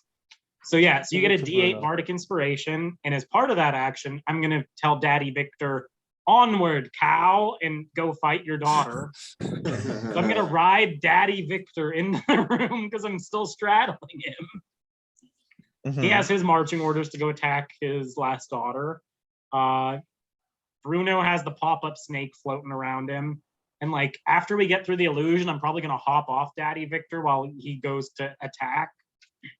And I think I'm just gonna... I would say it just makes it because you would probably use 5 feet to enter the room, and then she's about 25 feet into the room, so it would just use all of its movement speed provided it's a 30-foot fly speed. Yeah, and I think I'm gonna... So it's a lot, but it's also nothing at all. I've barely done a thing. You know, Alex brought it up earlier. It's a good idea. I'm gonna cast Mirror Image. Thank you for doing it, so I don't have to. Well, it only works for each person that casts Mirror Image. Yes. So I'm gonna make... So I'm just... after he lands, Augie's gonna be like, you know, I really think I could use a band of myself. Or I don't know, something funnier than that, I guess. And I'm just gonna make 3 more of me. We're all strumming the harp in unison. So yeah. Wonderful music to get us going for battle scene. Yeah. We're just gonna do we're gonna start a battle scene song as I cast Mirror Image and make 3 of me, or 3 more of me. And I guess since he can get there, Daddy Victor is going to attack. Yep. That's a 19 plus 8 again is a 27. Yep, that hits. And Daddy Victor, what do you do? You're a dancing item. Force Empowered Slam is a D10 plus my proficiency bonus. So that's 6 plus 3 is 9 force damage as this vampire witch just sees another painting of her dad fly into the room to beat the shit out of her. Yeah, as this painting smacks into her and she falls back down to the ground, she just goes, your tricks won't save you. So next up, it is a tie between Bruno and Alex. Who has the higher dexterity score? I have 16. Dexterity. I have 10. So you do. All right, so Bruno is going first, unless he would like to pass it to Alex. Otherwise, Bruno goes first. So I want to heal Connor with lay on hands. So You definitely can make it up to him. Can I walk over and do that? And Yes, you may. Also throw a javelin. I believe healing hands is an action, so you'd have to choose between hucking a javelin and touching Connor. Touch Connor. I'm okay. I'm really doing fine. We all just want to touch you, I Connor. have my enchantment, right? So I don't want to waste that. True. So I guess I won't heal Connor. I'll touch you later, Connor. Meet me in my dorm. Tell us how fast he shoots. All right. Just literally like So- it'll be hilarious. We just like see Eli just like walk into like Colton's frame. Go touch him. All right, I'll just give it a divine smite. Roll an attack roll to see if you hit. I got 15 plus 5, so 20. Yep, that certainly hits. So roll the damage. It's going to be 3d8s.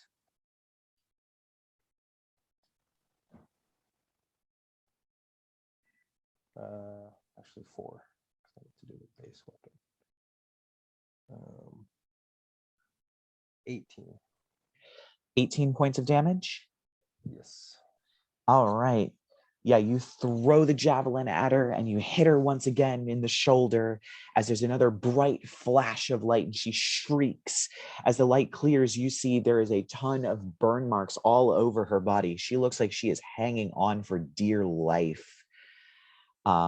Is there something else you would like to do before we move on to Alex? Well, Julia's got to get some action. Can I throw 2 javelins or just 1? If you have extra attack, you certainly can. You can, Yeah, babe. I'll Yeah. try another. I get 12 plus 5 is 17. Yep. Then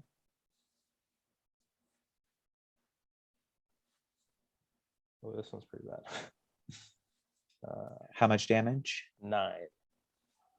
Well, she only had 2 hit points. So as you chuck the javelin at her, she's just about getting up. She doesn't even have time to move before it goes right between her eyes and she collapses to the ground before Wait. Let's just make sure she's dead. Julius. her ass just Aw. I think she's good. Wanted some. I wanted to try using tentacles. And I had a really funny quirk about looking up tentacle porn in the library. Oh my god. You took that away from me. Well, Like, girl, I saw what you're looking up in the library. I know you're into this. Tentacles. the painting at the back of the room, however, as I guess use his tentacles final on daughter Daddy. explodes into ash, the painting begins to melt. The paint drips down, splattering onto the floor as pushing its way out is a figure, some strange figure ripping through the paint and the canvas as it slides off and the frame hangs limply on this black smeared canvas is a gaunt figure. Somehow, even through the age, you recognize this is the man in the painting. This is Victor, but he is emaciated. You can see his cheekbones and his skin is pulled tight. His eyes are white, almost as if they're blind. His nails long. His stomach practically non-existent. The skin practically curving up under his rib cage as he stumbles out in rags. And then just screams. You are still in initiative as he stumbles towards all of you, and I'm going to roll initiative for him. He rolled horribly. Look, everyone, it's Daddy Victor. Oh, he don't look good. So we stopped off with Bruno. So it is Alex's turn. Hell yes. Julius's turn. All right. Is it Julius's turn or is it my turn? Oh, I guess it would be Julius's turn. Julius's. Yeah, Go good get him, try, buddy. Julius. Go get him. He rolls for a 2. Is he gonna hit? No, he does not hit. Oh, Julius. You did your best, Julius. Still love you. So now it is Alex's turn. This horrifying, gaunt visage of Victor stands before you. Well, I'm gonna use hey Daddy Victor. Hey girl. Hey. Just wanted to say I saw what you were looking up in that painting and I thought you'd enjoy this. I'm casting Edward's black tentacles. Ooh. Yay.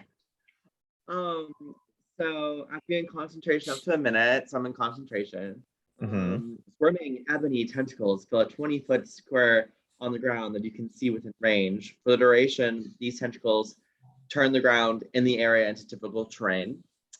And then when a character enters the affected area for the first time on a turn or starts its turn there, the creature must succeed on dexterity saving throw or take 3d6 bludgeoning damage and be restrained by the tentacles until the spell ends. A creature that starts its turn in the area and is already restrained by the tentacles takes a 3d bludgeoning damage or 3d6 bludgeoning damage. Our creature restrained by the tentacles can use its action to make a strength or dexterity check, its choice, against your spell, save DC. On success, it frees itself. So I'm looking at him and boom, tentacles. And he's like, yeah. All right. So is there anything else you would like to do with your turn now that you've conjured these tentacles? I don't think I can do anything else. That was an action.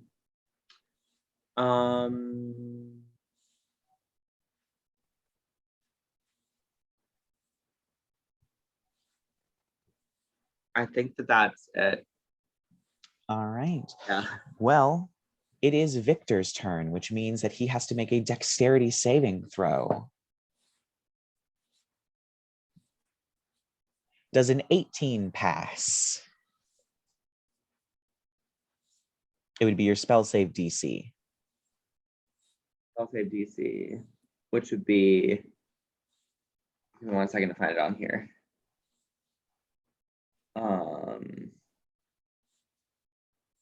Y'all, where is it on the character sheet? It's on the spells list. Yes. Your spell save DC is going to be 8 + 2 +. Mine's 13. All right, so he succeeds and he is not grabbed by the tentacles. Damn it. I'm trying to think of where everyone is.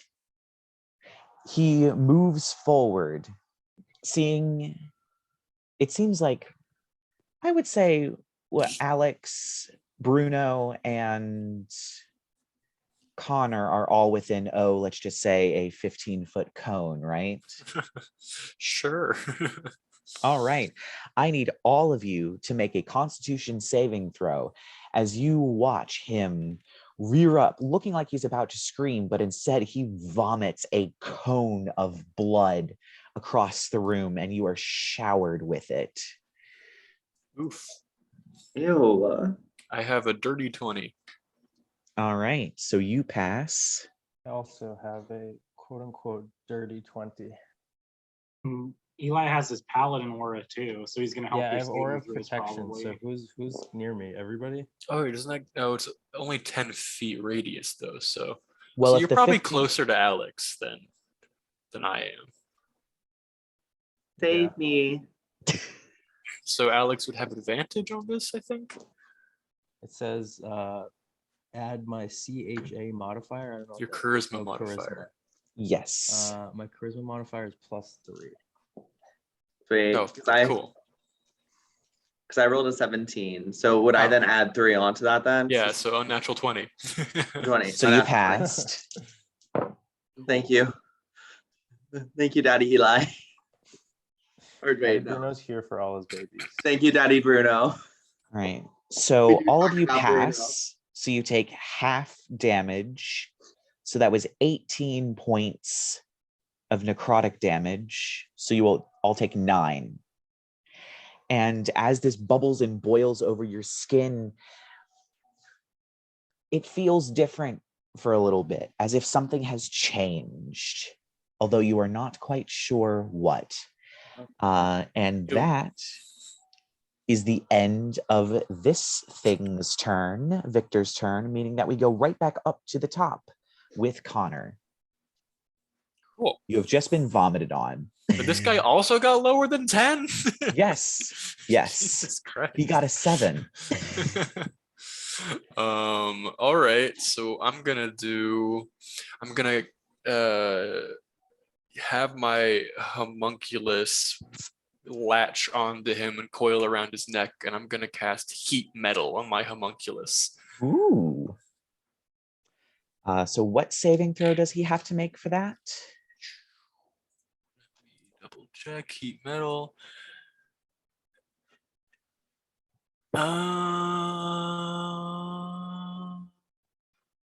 If a creature's actually, I don't know. If any creature in contact takes 2d8 until the spell ends, they do a bonus action to do it again. So he's going to continually take 2d8 damage Yeah. until he gets the homunculus off. Yeah. So Because I think they're expecting you to cast it on a weapon, and the creature instantly drops the weapon once it's Yeah. heated and it takes the damage. So I'll allow you to say this is bullshit, and you're not allowed to do it if you want. If it is able to coil around his neck, he will have to use his action to try and get it off. Cool. So it's like a collar that's stuck on. So that is a totally valid Sweet. move. So roll the damage then. That's a 4 and a 5, and then because my arcane thingy, I get another d8. Ooh. That's 9. That's 17 damage. And then I'm going to use my action. Oh no, that wasn't. So bonus action to do my cannon. All right. Push him back into the tentacles. Yeah, I will try to do that if I need to make the cannon move at all to You do that. will need to make the cannon move to knock him back into the tentacles. Cool. I'll make him waddle a little bit so that he's in a good angle.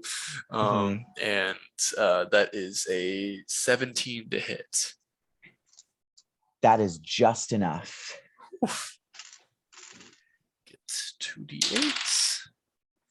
4 and 7. So 13 damage. And it gets knocked back 5 feet. Sadly, in order to get you all within a 15-foot cone, he had to move out of the space more than 5 feet. Rip. So he does not go back into the tentacles, but he certainly is closer. And so we move down to Auggie. Okay. So this guy's spooky. Yes. Spooky boy. I just start crying and playing. No, I'm kidding. Shit. Can I do anything cool? I'd have a mirror image up.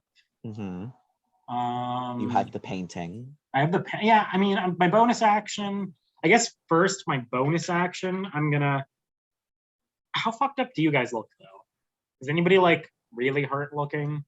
Not really hurt, but Thank you for your added 5 hit points before it. I'm only down like I'm at 33. Okay. I will play a note for Bardic Inspiration. I guess all 4 of me are playing the note. We're hella fly. And I'm gonna give Bardic Inspiration to Bruno. Already has one. I will give one to Alex. So he has a party snake flying around his head now too. Yeah. And so that's and as part of that same bonus action, that was I used 1, 2, 3. That was my third one I used, or my fourth one? I think it was the fourth one because you used one during the flying bat lady fight. Yeah. Okay. So I'll use that one on Alex. And I will also. So you guys both have Bardic Inspiration.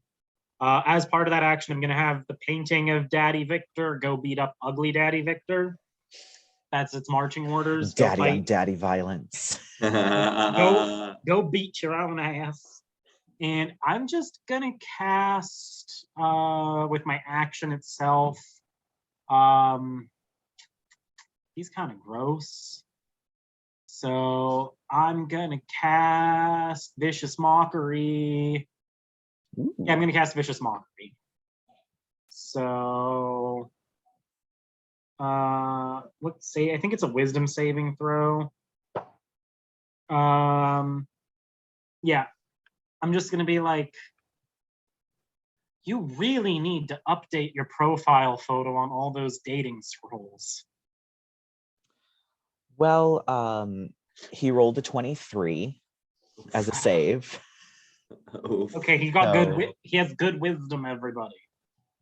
Apparently. Ugh. And then I guess, yeah, we're gonna have Daddy Victor painting beat up Ugly Daddy Victor. That's only gonna be a 2 + 8. That's only a 10.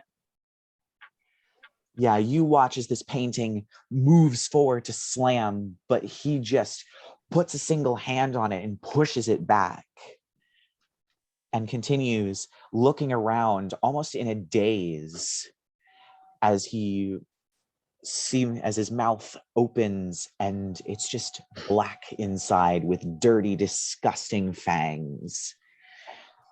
Yeah, And so next up, I'm gonna move. I'm gonna move away from everybody. Just yes. Yeah. I'm just gonna be like, bye guys, and I'm just me and my 3 mirrors are all just we're gonna dance away to a different corner of the room away from everybody else. Yeah. All right. So next up is I already had Connor, we had Auggie. Next up would be Bruno. Okay, so now I'm gonna use Lay on Hands now that I have a sec.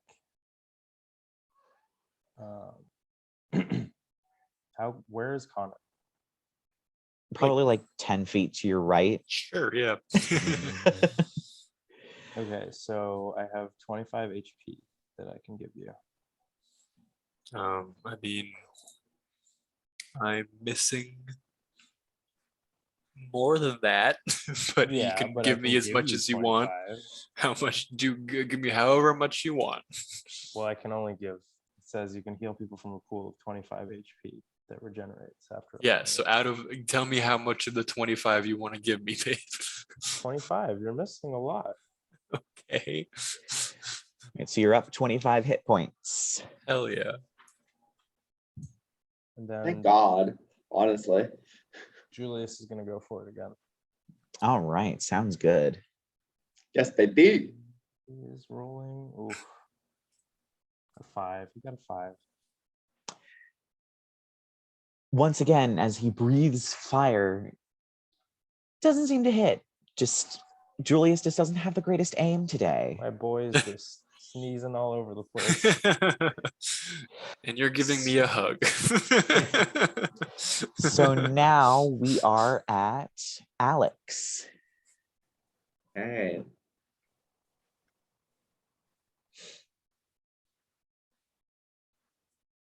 Let's see.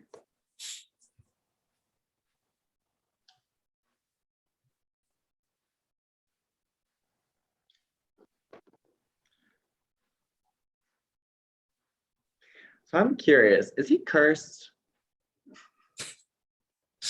You were trying so hard to use that spell. I am. He is most likely not. There are quite a few curses in existence that they are curses, but remove curse simply does not work. They are just too powerful. Tragic. Vampirism is one of them. Tragic. Okay, let's see.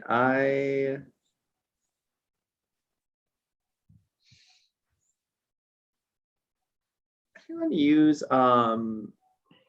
magic missile. Well, Ooh.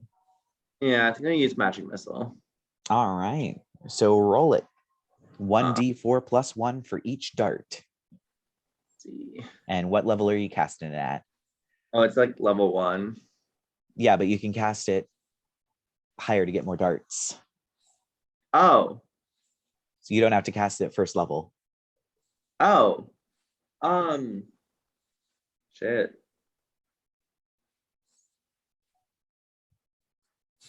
Well, I think I'm gonna do level 2 then for it because I only have Alright. 1 slot for my other 2 sections. So like I just let me keep those for other cool shit.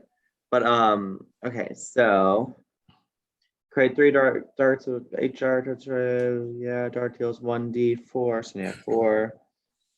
And then you would get extra darts since you're casting it at second. Yeah. Darts extreme at higher levels. Okay, it's 1 more dart above each level. So I got 4 darts then in total. Yes. Yes. Okay, so 1d4 plus 1/4 of damage. You can just So- roll all 4 of them and just add 4 at the end. Okay, 1. That's 2. 1.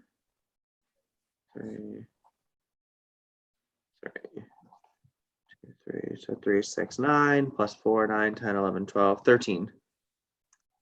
Oh, and then do I add? Oh, and then I add the 5 that I have, right, for spell attack bonus? No, you don't. No? That doesn't apply to magic. Okay, gotcha. The Cool. adding your modifier thing only applies to weapon attacks. Okay, gotcha. 3, 6, 9, 10, 11, 12, 13. So 13. Yeah, as you unleash this volley of darts that just slam into him. It is so strange. It's like he can't feel anything. He just jostles from these darts slamming into him, but he doesn't seem to react. And it is his turn now, unless you have something else you would like to do.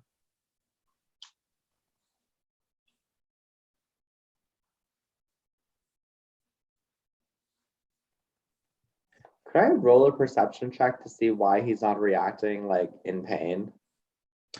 You can roll me a nature check if you would Okay. like. Yeah, I will do that. And that's a D6, correct? No, D20 D20. plus your nature. 11 plus nature is 2, so 11, 12, 13. I mean, you're not quite sure.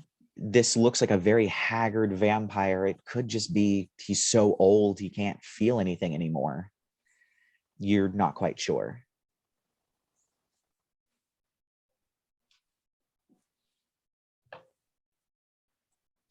Could I roll an insight and see if he needs to go to therapy? It's already at the end of your turn, I'm going to have to say. And it is his turn now as you watch the wounds you have inflicted in various ways. Some of them begin to close up and heal as he looks at his hand, one of the wounds healing. And he, seeing that you were the one who cast the tentacles, Alex, is going to bound across the room on all 4s and leap at you. This huge 7-foot-tall, gaunt man is going to leap at you and make 2 swipes with his claws. My hole is pulsating. Good to know. Does an 11 hit you?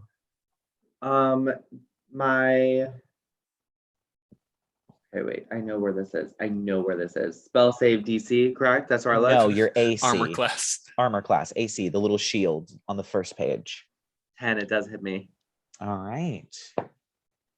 Slice me up, Daddy Victor. That definitely hits. He rolled a 13. And he's also going to go for a bite. Uh-oh. Thank you. And so that is a 12. So all of them hit you. Can I cast silvery barbs when I see him try biting? Yes. Like cast shield or something, buddy. I'm gonna try to save you best I can. Wait. I will. Yeah, I'm gonna cast silvery barbs on the bite attack.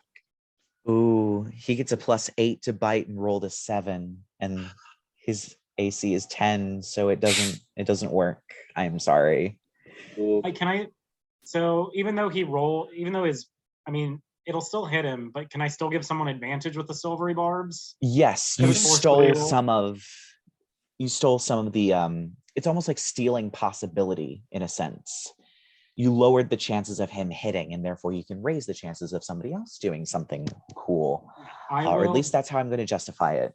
I will give the advantage to the Paladin. I feel like that's going to be helpful.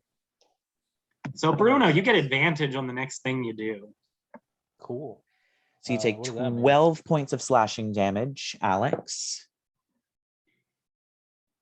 You're going to take another 8 points of slashing damage.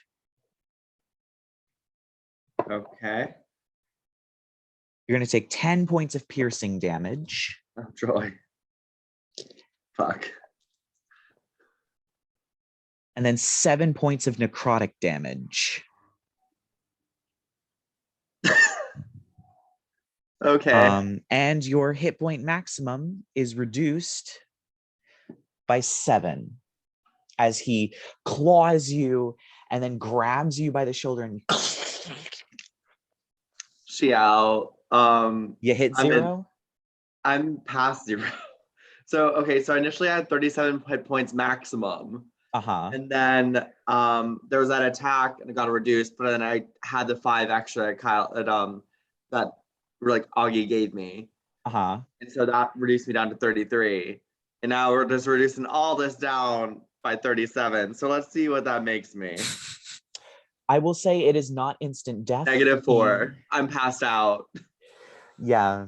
So that instantly resets back to 0 hit points, and he does drop your limp body on the ground. So you did not instantly die. That was kind of what I wanted to check, because if you were low enough, that attack could have instantly dropped you. But yeah, you are unconscious.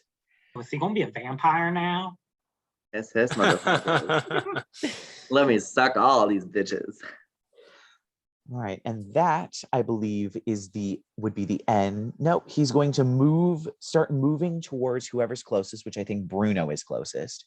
He's going to start moving towards Bruno and get up in Bruno's face, going to go for another attack again. But that is the end of his turn, and we're going to go up to the top with Connor. Ooh. I'm gonna try. I'm gonna use my bonus action to continue doing heat metal. All right. That deals 18 damage as my little homunculus glows red hot and scorches his neck. And then I'm going to use my action to cast Shocking Grasp through the homunculus also. Ooh, fire and lightning. So it glows hot and then goes and starts zapping him. Which is going to be another, I think I have to roll the hit for that. For Shocking Grasp? Yeah, I believe so. I definitely hit. That is a 26. Yes.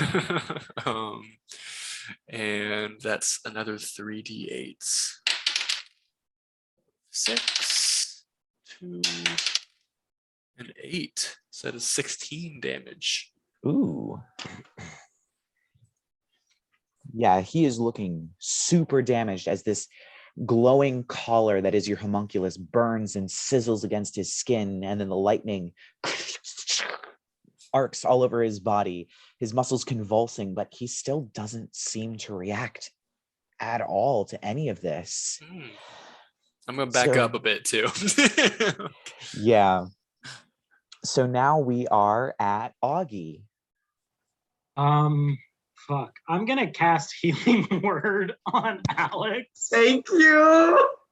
Let me see what spell slot I have that I can do it with. Unfortunately, that means Painting Daddy Victor can't attack, but I feel like bringing somebody back is more important. Thank you, Daddy Auggie. I'm gonna use a. How many of them do I have left? I have 2 left. So yeah, I'm gonna use a first level spell slot, just a first level healing word. 1d4 plus my spellcasting ability modifier. So let's roll this. And of course, because you didn't instantly die, you count up from 0 when gaining hit points. So you do not have to worry about that -4. Brilliant, thank you. So that's that's 1 plus my spellcasting ability modifier, which is 5. So you get 6 hit points. Cool. Yeah, so you are on 6. Thank you for saving me. No problem. You're back up. You don't have your tentacles anymore. They go down with you. Yes, they do. And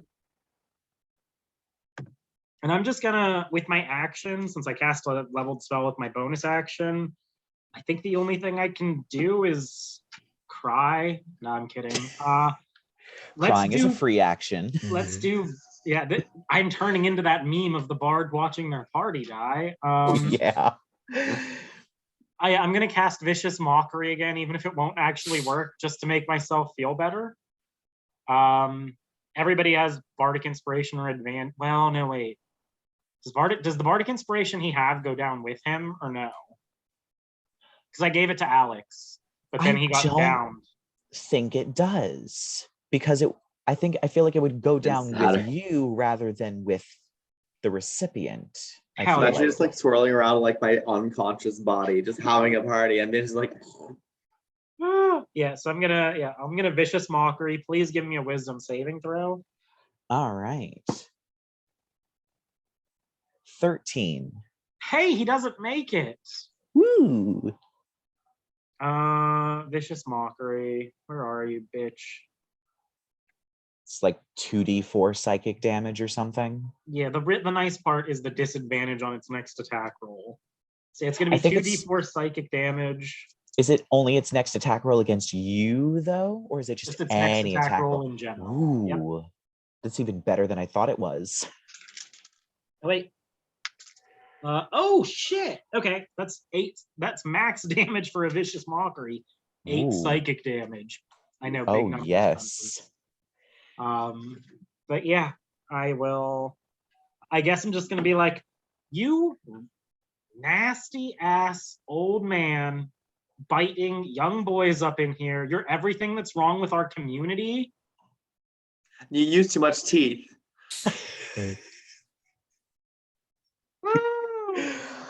I'm gonna rant briefly and just like strum my harp while I do it and just be like, why don't I look pasty? Why am I not juicy? Is it the snakes for hair? You got a problem with guys with snakes for hair? You disgusting old piglet. Just going straight to the twink. How generic. Oh. All right. So now that we have Augie's turn out of the way, it is Bruno up next. He is basically standing directly in front of you, about to attack you. Yeah, I mean, I'm just gonna hit him with my fucking flail. Figured. That's the move. I got a 25. Oh yeah, that hits. So I give him a bop, and that is Is it just a regular bop, or is it a divine smite bop? A divine bop, if you will. Bop. Yeah. All right. Divine bop. That is 16. A bonus action? 5 is 21. 21 points of damage. Hmm?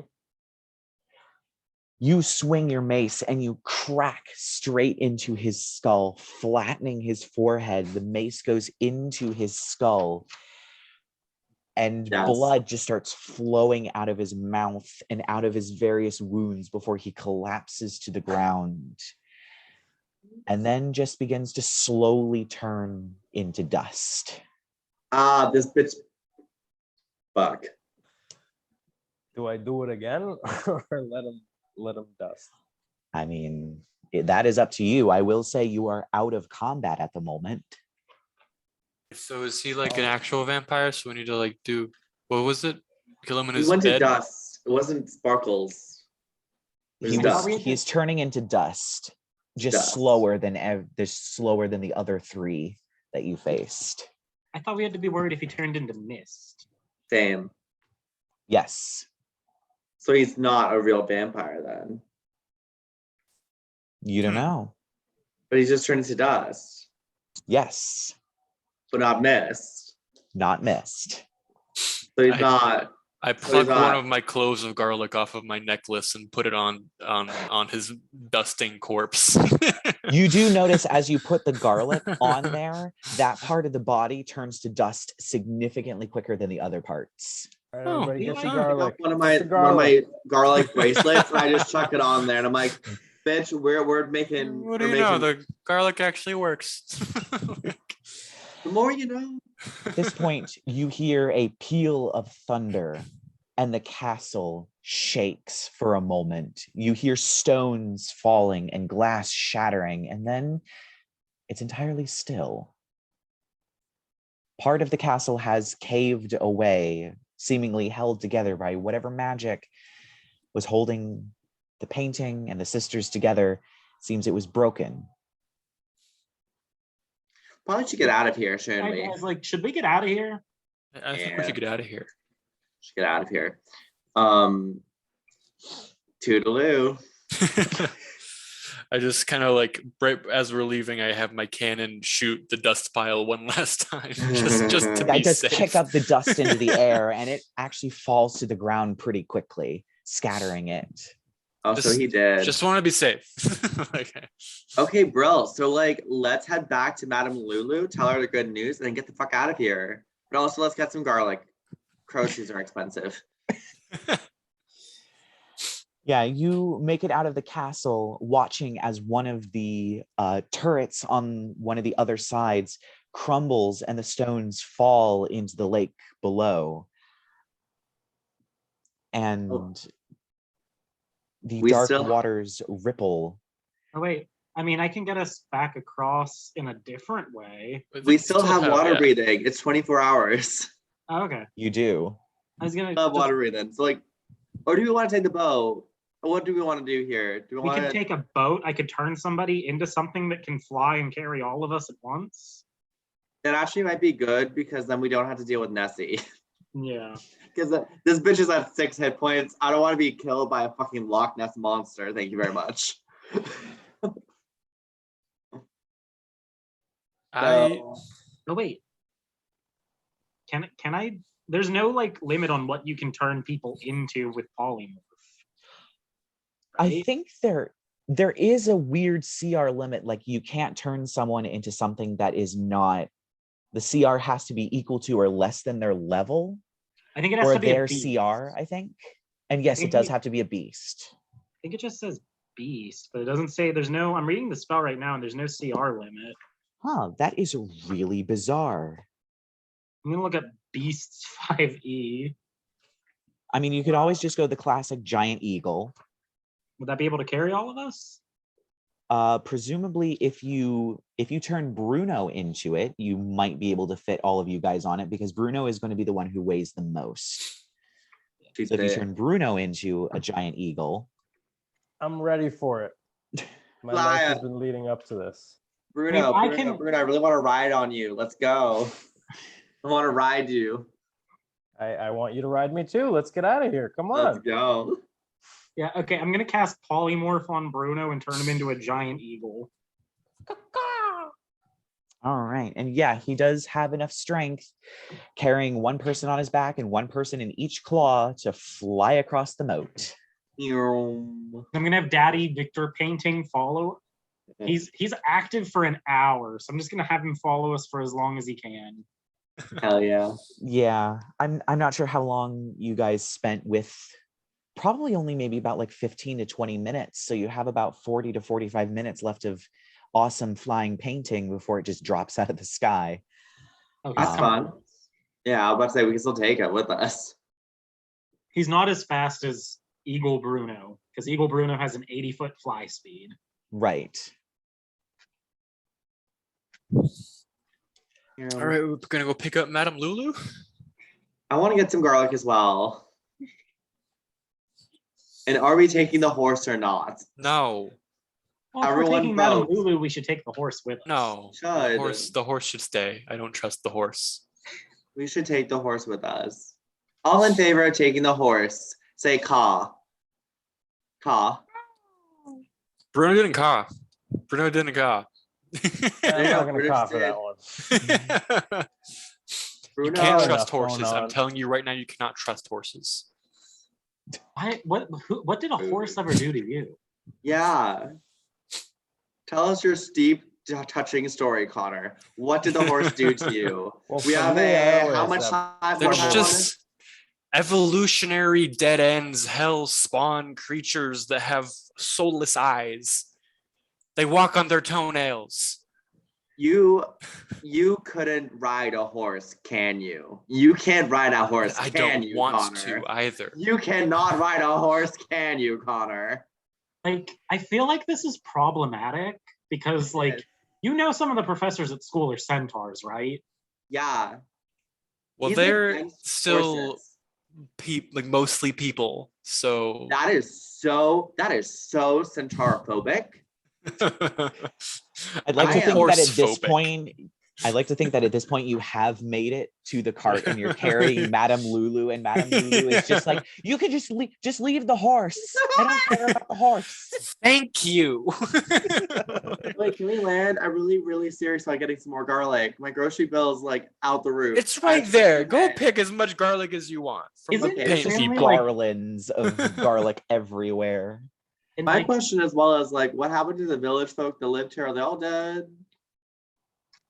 You have not seen any people, but that doesn't mean that there aren't any Yeah. people there. They're all dead. Well, we never found the Let's get the obscura. fuck out. oh, we didn't. Well, Oh, should we go back? one and last find- selfie. Oh, that's selfie! Should have Holding- taken the selfie holding with Sitting the there pile for of Madame 45 ass. Lulu. seconds. Still an eagle, And I right? think since it is 10:19 at this point, we'll end the episode there. You guys victorious over the three vampire sisters and their weird, gaunt dad. While you didn't find the other camera obscura, you certainly have three very interesting photos to be developed by Hannah in her dark room. And the painting is safe to leave in the illusion dorm room with no more threats coming from within. The professors are planning on studying a way to permanently close the demiplane, but for now, it is safe. So thank you everybody for watching this little one shot. We will be back in only a few days with episode 51, where the two of them will be joining the regular party in episode 51. So I will see you on Friday.